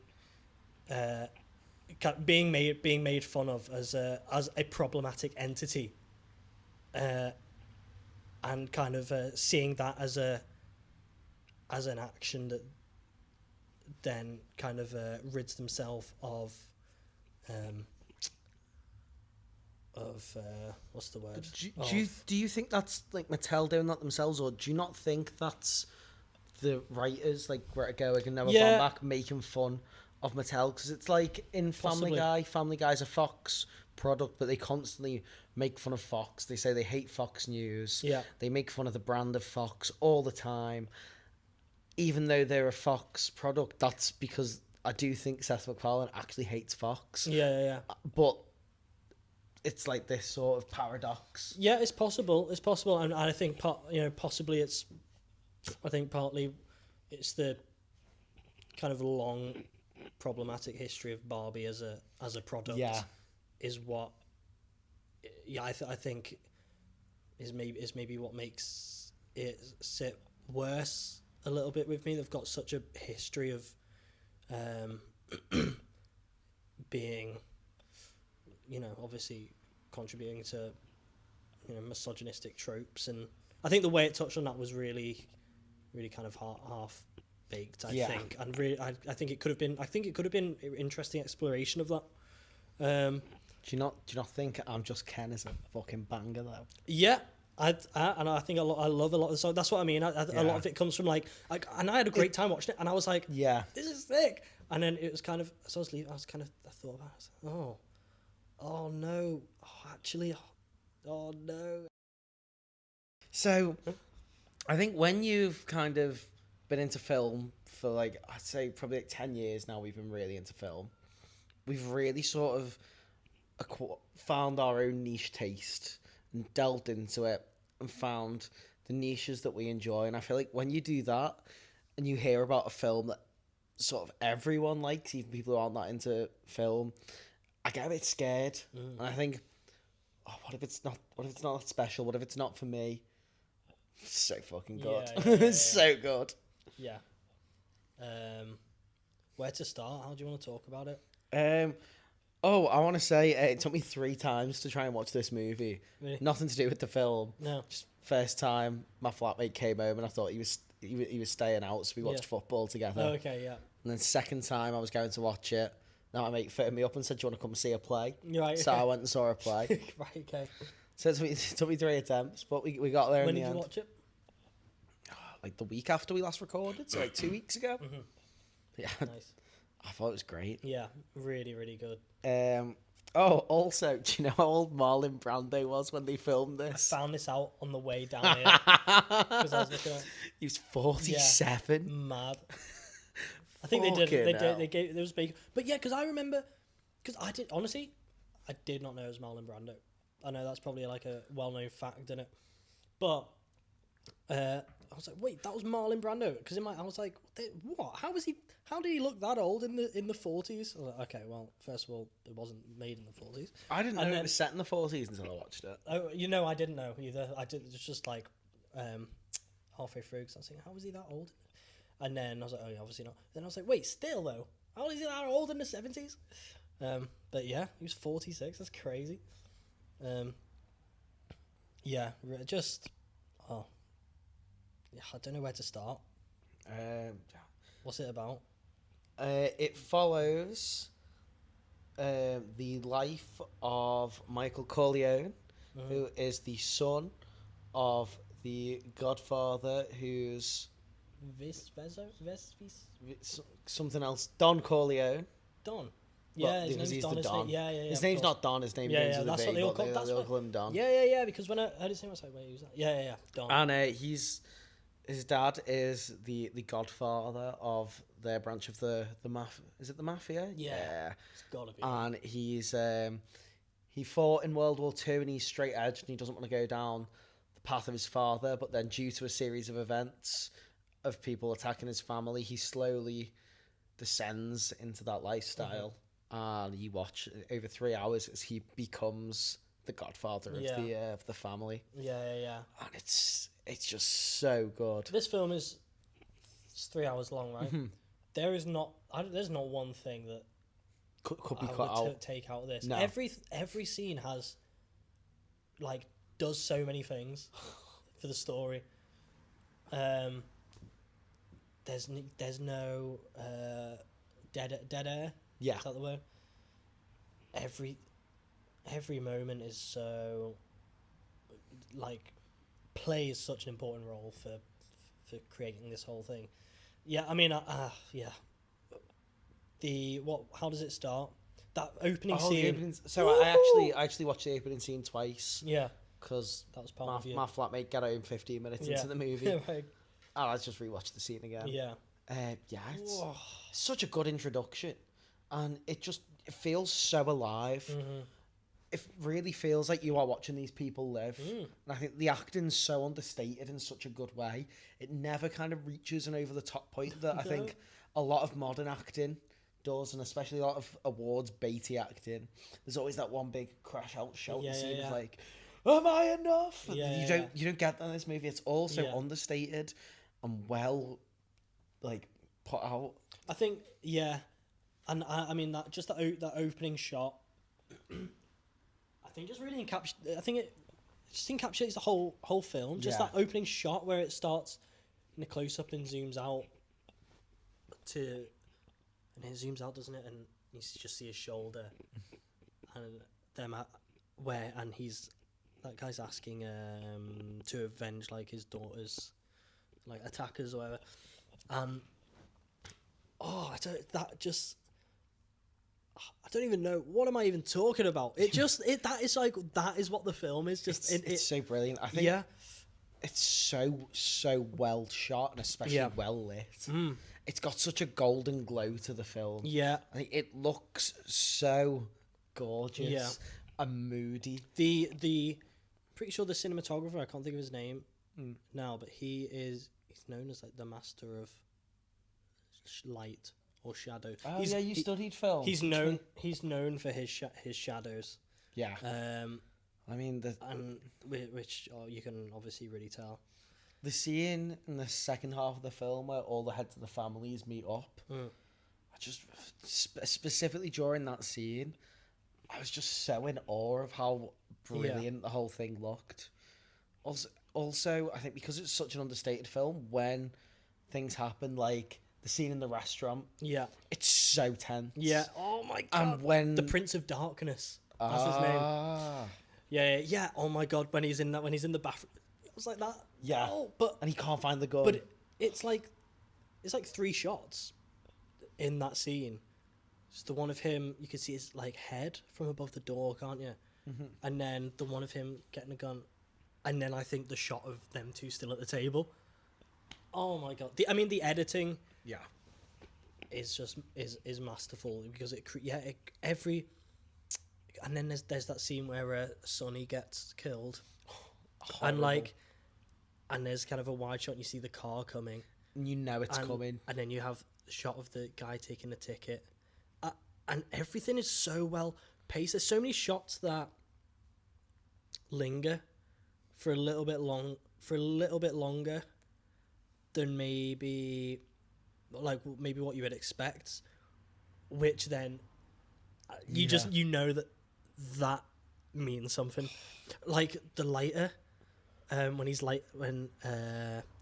who is it? It's that guy who shows up at the hospital. Yeah, he's like, I'll help out, and he's lighting, he's shaking because he's just had an encounter, and then lights a cigarette, and Michael comes in and takes the lighter off him, and he's not shaking, and he looks and he's like, shit, I'm good at it. And you realise that's it's just, I think the character arc of the whole thing, it's a character piece, and there's excitement and action along the way, but the way he subtly descends into this lifestyle is so brilliantly done.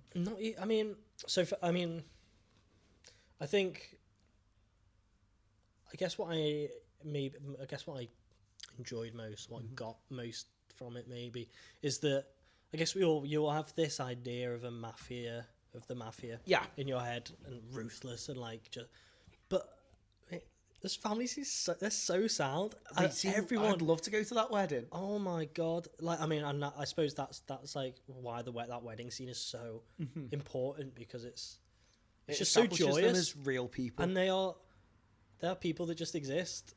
in this world, and they just kind of happen to be in this family, and like everyone is so likable, but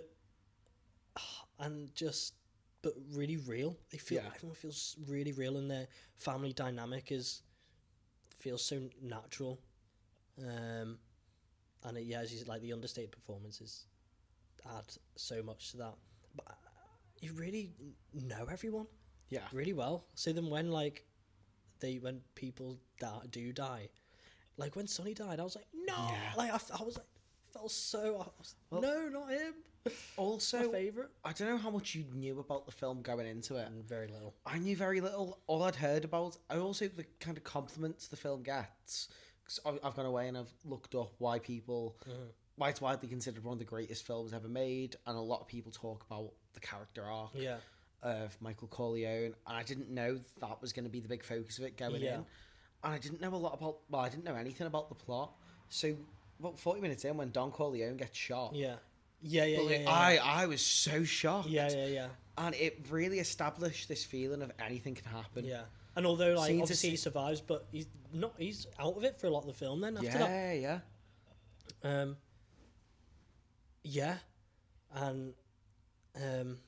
No, you're right. And kind of anything does happen. Everything is so... Yeah, it's such a... surprising. Such a widely spread out movie that feels so grand. You don't feel...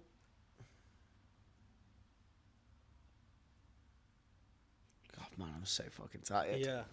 Describe it. You never feel stuck in a place. Mm-hmm. You never feel like these characters are sort of moving within the confines of a story. In the way a lot of films kind of have a few locations, the characters will move between, and because the story needs to take place within these locations, because they can only film in certain locations on certain days, it restricts the story. The film feels breathing and real and not limited by location or sets or cast numbers or who can be there. Every moment feels lived in and unpredictable, and where it's going to go next, from one scene to the next, I could not predict what would happen. Yeah. He ends up but it doesn't feel absolutely stupid and mental, because no. It's so believable, because that's their life. I mean, he ends up in Sicily for 45 minutes to an hour of the movie, and lives a whole other life there until she gets blown up, which was horrific. Spoilers, by the way. Not expecting that. Yeah, but that's the life that they live in, isn't it? And so it just really, it was just super believable. Yeah. I think I'm struggling to put thoughts together, because I'm just so giddy at how good it was. Yeah. And after so long, because at a certain point you build these films up, don't you? I was thinking there was no chance. I was thinking, I thought it was going to be a boy film, like boy. Have you seen Goodfellas? No. It's been a while. I've seen it a long time ago. I thought it was going to be more similar to that. That's a bit more like I remember that gangster stuff. I remember it being more like that, like Pulp Fiction-y, like Tarantino-esque, yeah, like bloke cinema. Yeah, it's slow. I mean, it's similar to, like, I was expecting. I didn't know what I was expecting in 2001, but I was not expecting it to be like such a patient, slow. Yeah, but film. It's really patient. Yeah, The Godfather. And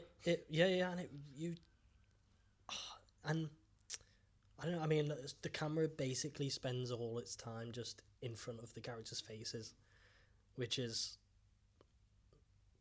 just puts you right into their lives, and especially like with the opening scene where it's sat at his desk for like the first bit throughout the wedding, and you're sat there with him, and the script is so good as well, because nothing is, you just learn through their speech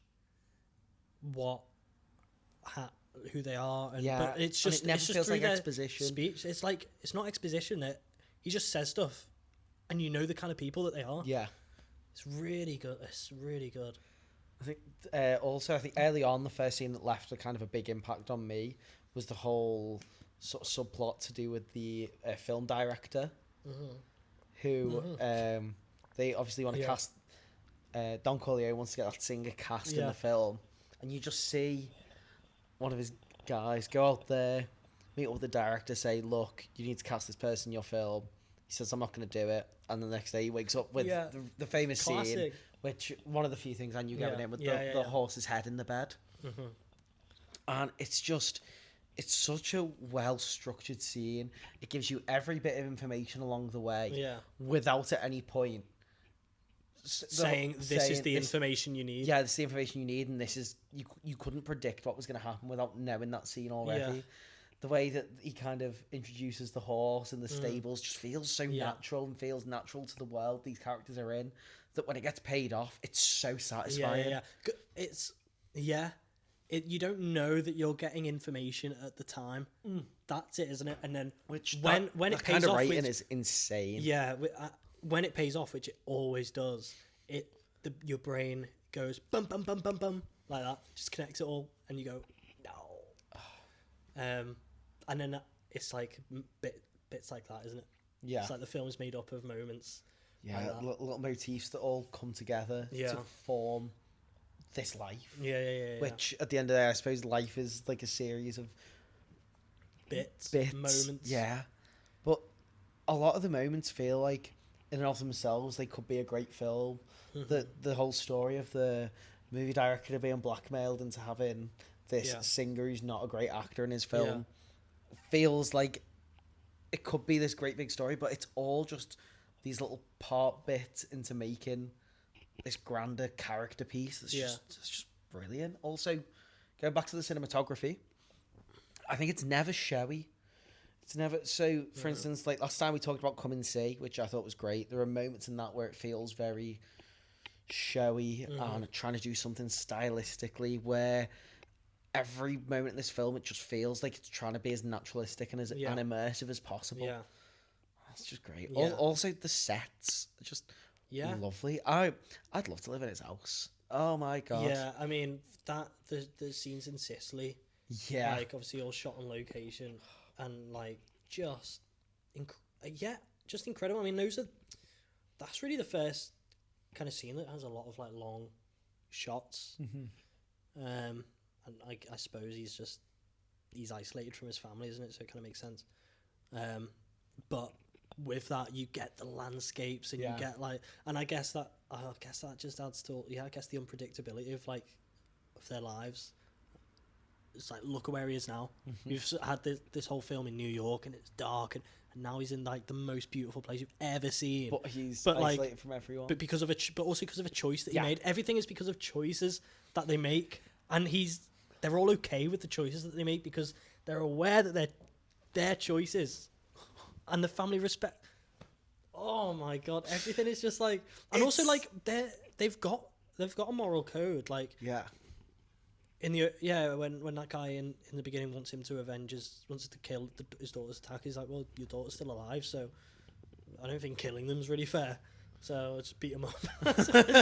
I really like that. Like it adds, like, you have this idea in your head of what the mafia is, but they're also just people who, and he doesn't want to get involved in drugs.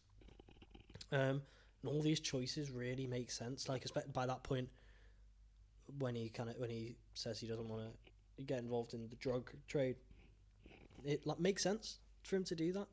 Not like random bit of thing, shrapnel that makes you invisible out of nowhere. It's not like, wait, why wouldn't you want to get in it? Because Beezy be like, why wouldn't you want to get this a lucrative business? It's like, no, and also, it makes so much sense why you wouldn't want to go anywhere near that. Yeah, and I think all these characters who've grown up around it, that's life to them. Yeah, it's like the idea to them, the idea of being away from that is as bizarre as the idea to us of like being in that is. Yeah. I probably worded that horrifically. Yeah, try again. Nah. Leave it on the cutting room floor or not. No. Oh. Yeah. I'm just thinking about some of the sequences that I thought were incredible. I loved it when they beat up their sister's abusive husband in the street. Yeah. And just start absolutely wailing into him. So good. And thing is, like, you can see bits where like his fist doesn't come close to his face. I don't get Doesn't matter. It's like because like everything around it, just like makes all those moments like so believable. It just feels like every single moment is so well thought out and well developed, and you know the writer and Coppola and everyone, if you were to ask them questions of what did this character think in this moment, I think they'd have an answer. Mm-hmm. Everything's just so well thought out and well brought to life, and at no point did I feel like I was watching actors act. No. Yeah. Also, I loved how this is from an era that like dads love to go on about, where they'll tell you about the best actors ever, and they'll say it's the best acting you'll ever see, and it's just blokes mumbling. Yeah. It's great, but it is.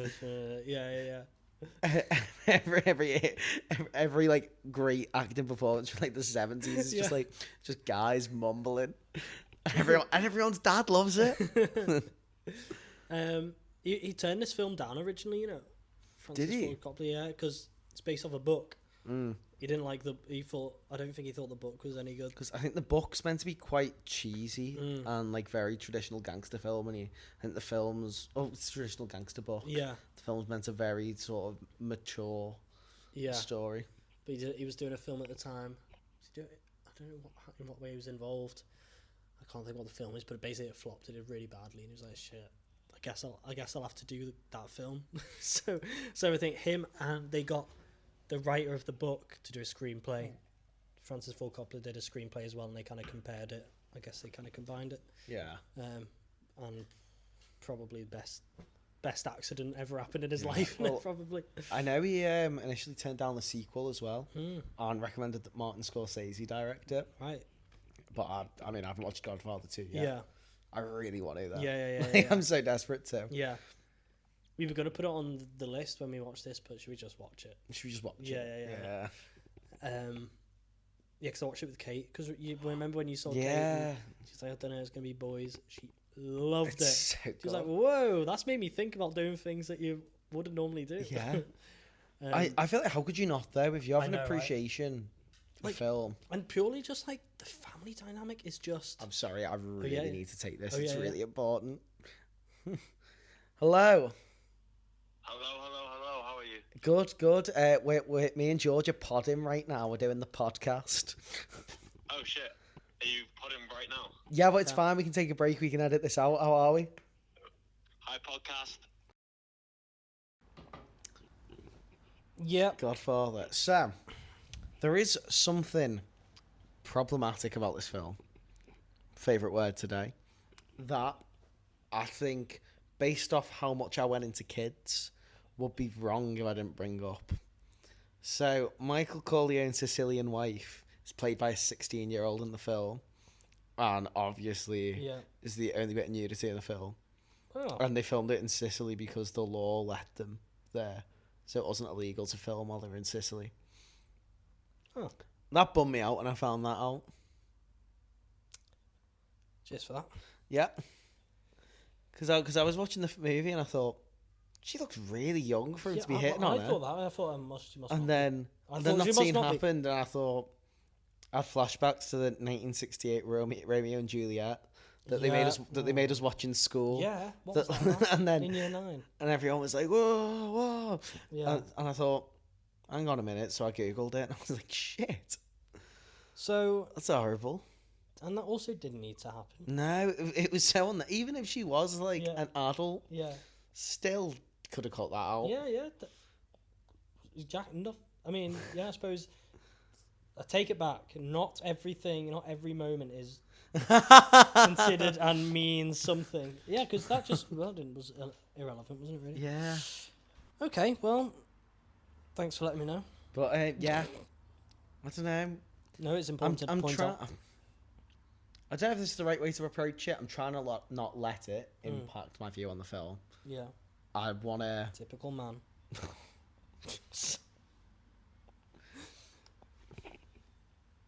Oh, you know what? I think this is an interesting discussion. Yeah. So, when I was in uni, I studied philosophy. Yeah. We did a module on philosophy of art, and one of the weeks was philosophy of comedy.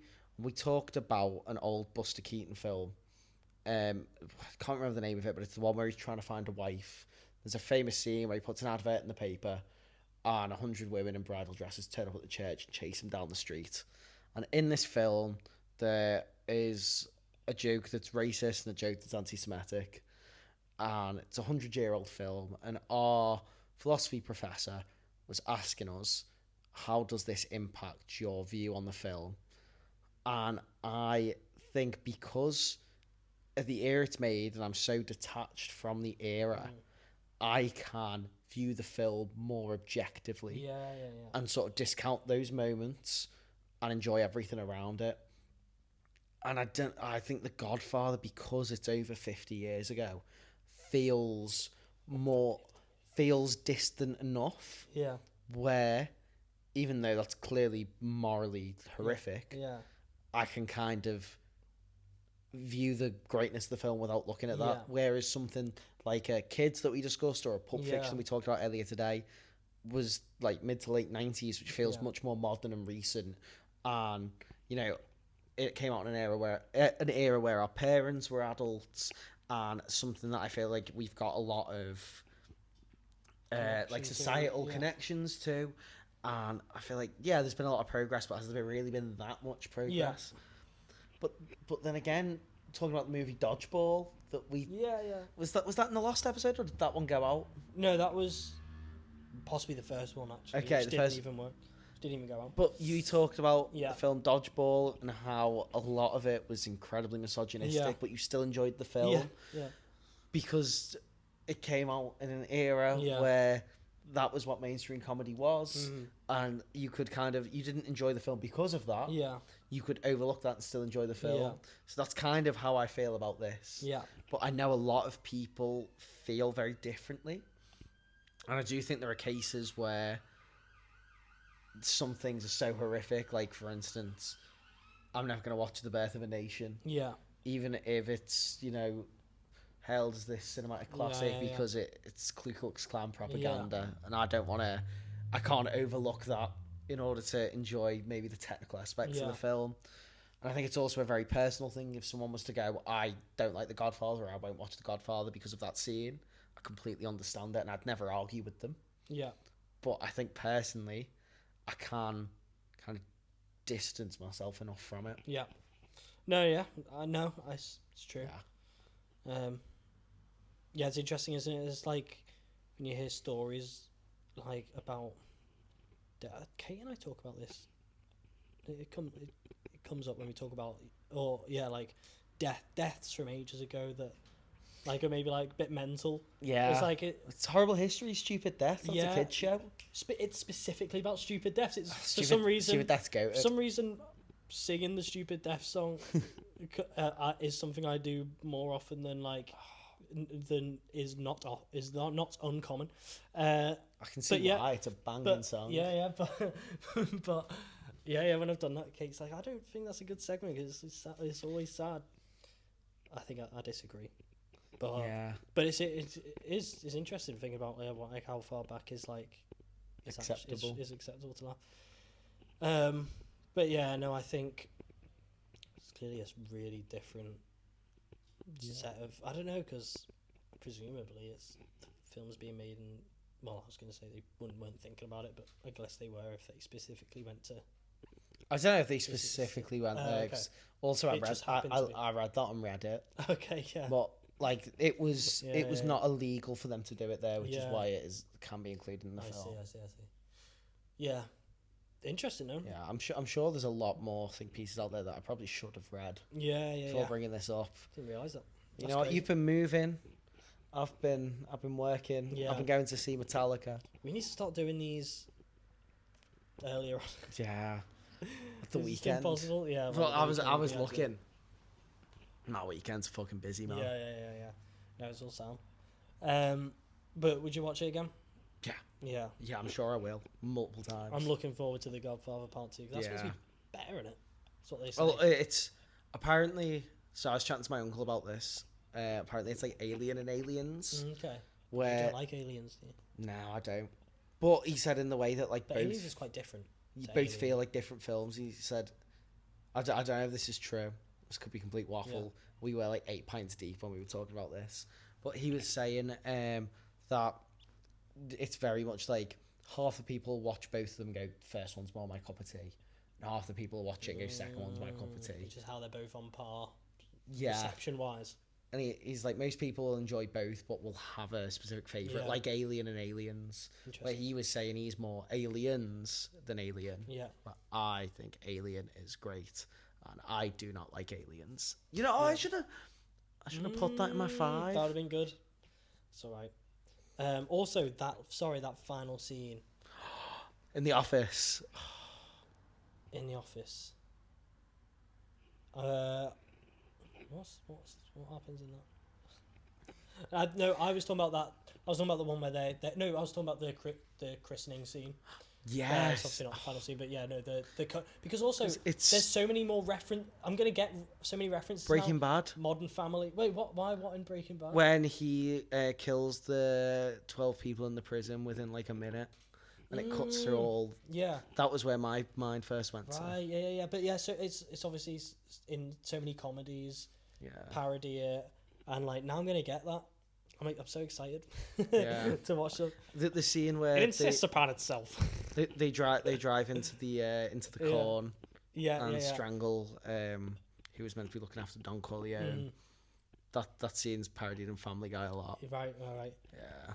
Oh, it's just it's really, really excellent.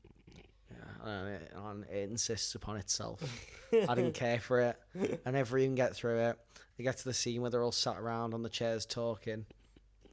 You meant to go, that's a great scene. That's a great scene. I just couldn't get through it. I like the money pit. Oh. Should we call it a day? Yeah. So, right, before we spin the wheel, next time, have you had a look at what's coming out? Nope. I've not seen Toy Story 5. Have you? Yeah, I've seen it. Good. It's all right. Yeah. Worst of the 5, Okay. but still like an enjoyable Yeah. experience. But it felt like a sitcom episode around the Toy Story characters, where the others all felt like quite active narratives, where it felt very narratively basic, which might be a harsh criticism at a film literally aimed at toddlers. But just Is it though? Is it aimed at toddlers? Like, no, I think it's aimed at losers like us who are going to cry in the cinema. yeah. I was emotional. Yeah. Not as emotional as 4. No, you. Man, I fucking sobbed my eyes out at 4. My God, when they say bye to each other, oh my God. It's horrible. That. Yeah. Yeah, I've got a TV now, which I haven't had a Yes. TV for yonks Okay. because I just always use my laptop Mate, or monitor. what's June? What's June and June 2? So I'm so excited now to just watch loads of films. Okay. The only thing is, the speakers on the TV are shocking. Invest in a So I'm soundbar. gonna get a soundbar. Nice. It's so worth it. Why'd you get a soundbar for TVs Because it just sounds better. than Yeah, other speakers? Yeah. Yeah, a lot more bass, a lot more No, clarity. I mean as opposed to other speakers, like other types of speakers, or is it just that it sits on a TV cabinet? I'm guessing it's just that it sits Right, on the TV okay. cover. It's also better. Yeah. Like, yeah, it's really good. So I'm gonna get one. But yeah, now I can watch films on a proper TV. I can't wait. So I had a suggestion Yeah. for next film. Yeah. But, so it comes out on the 10th, which is Yeah. a week on Friday.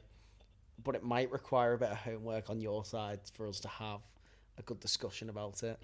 So it depends if you want to pick up watching maybe 1 or 3 extra films.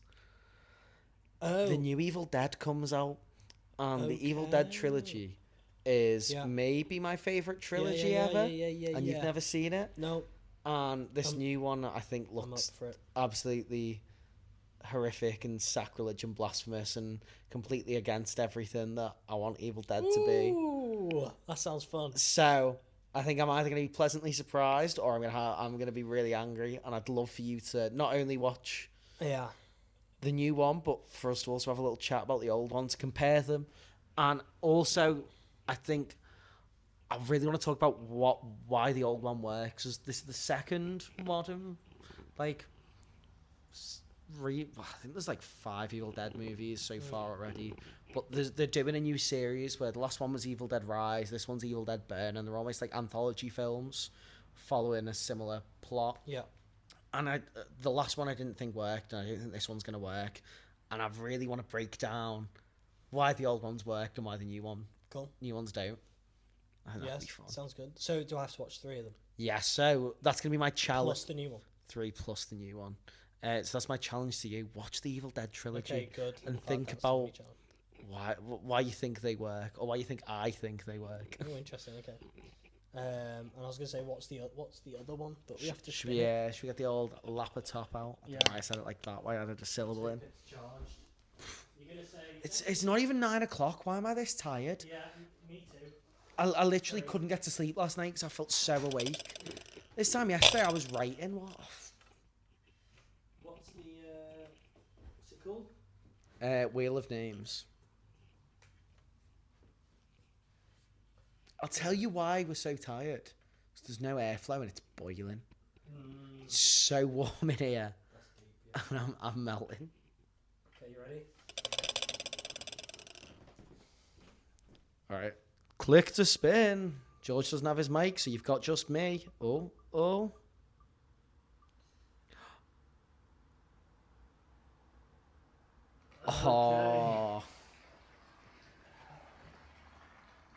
That's exciting. Do you know anything about it? Only because we've put it on the list. I looked it up. It looks nasty. But meant to be brilliant. I want to have a look where the hell we can watch it. Because I've got no idea. Might have to be another effed up movies job. Anyway, I'll do that when we're not filming. Oh god, that looks terrible. Right. Exciting. It looks intimidating, that's for sure. Yeah. I'm really glad it didn't land on the 3 Colours trilogy. Yeah. Because I've just challenged you to watch a trilogy. And you'd have to watch 7 movies in 2 weeks while starting a new job. Yeah. Fuck that. Yeah. Okay. That's alright. Thanks. Nice. Well, thanks for listening. We're going to try and do the next one in Glasgow. It depends what. Yeah, but maybe. We might even have a different set next time, but depends That'll be on exciting. what availability. Yeah. Do you have a couch at yours? Yeah. Sounds like it could be done in Glasgow. Oh yeah, it's just instead of a nice skyline, which you can't even see really, and it's a kitchen. That's fun. You know, it'd be really fun if like Kate was just cooking in the background while we were filming. Yeah. I actually think that'd be sick. Yeah, chance would be a fine thing. Oh. No, I don't even know why. I just did that. It's not even a good dig. It's not even accurate. He just loves Peep Show, although he missed the Men with Van reference. Right, everyone, thank you for listening to my very tired and very wild rambles on The Godfather and the new shit Spielberg film. I forgot about. I have no desire to watch any more Spielberg. Yeah. Right. Wait, Dan, look. They can't see us. They literally can't see us. Right, fuck this. I'm going bad. Bye. Bye.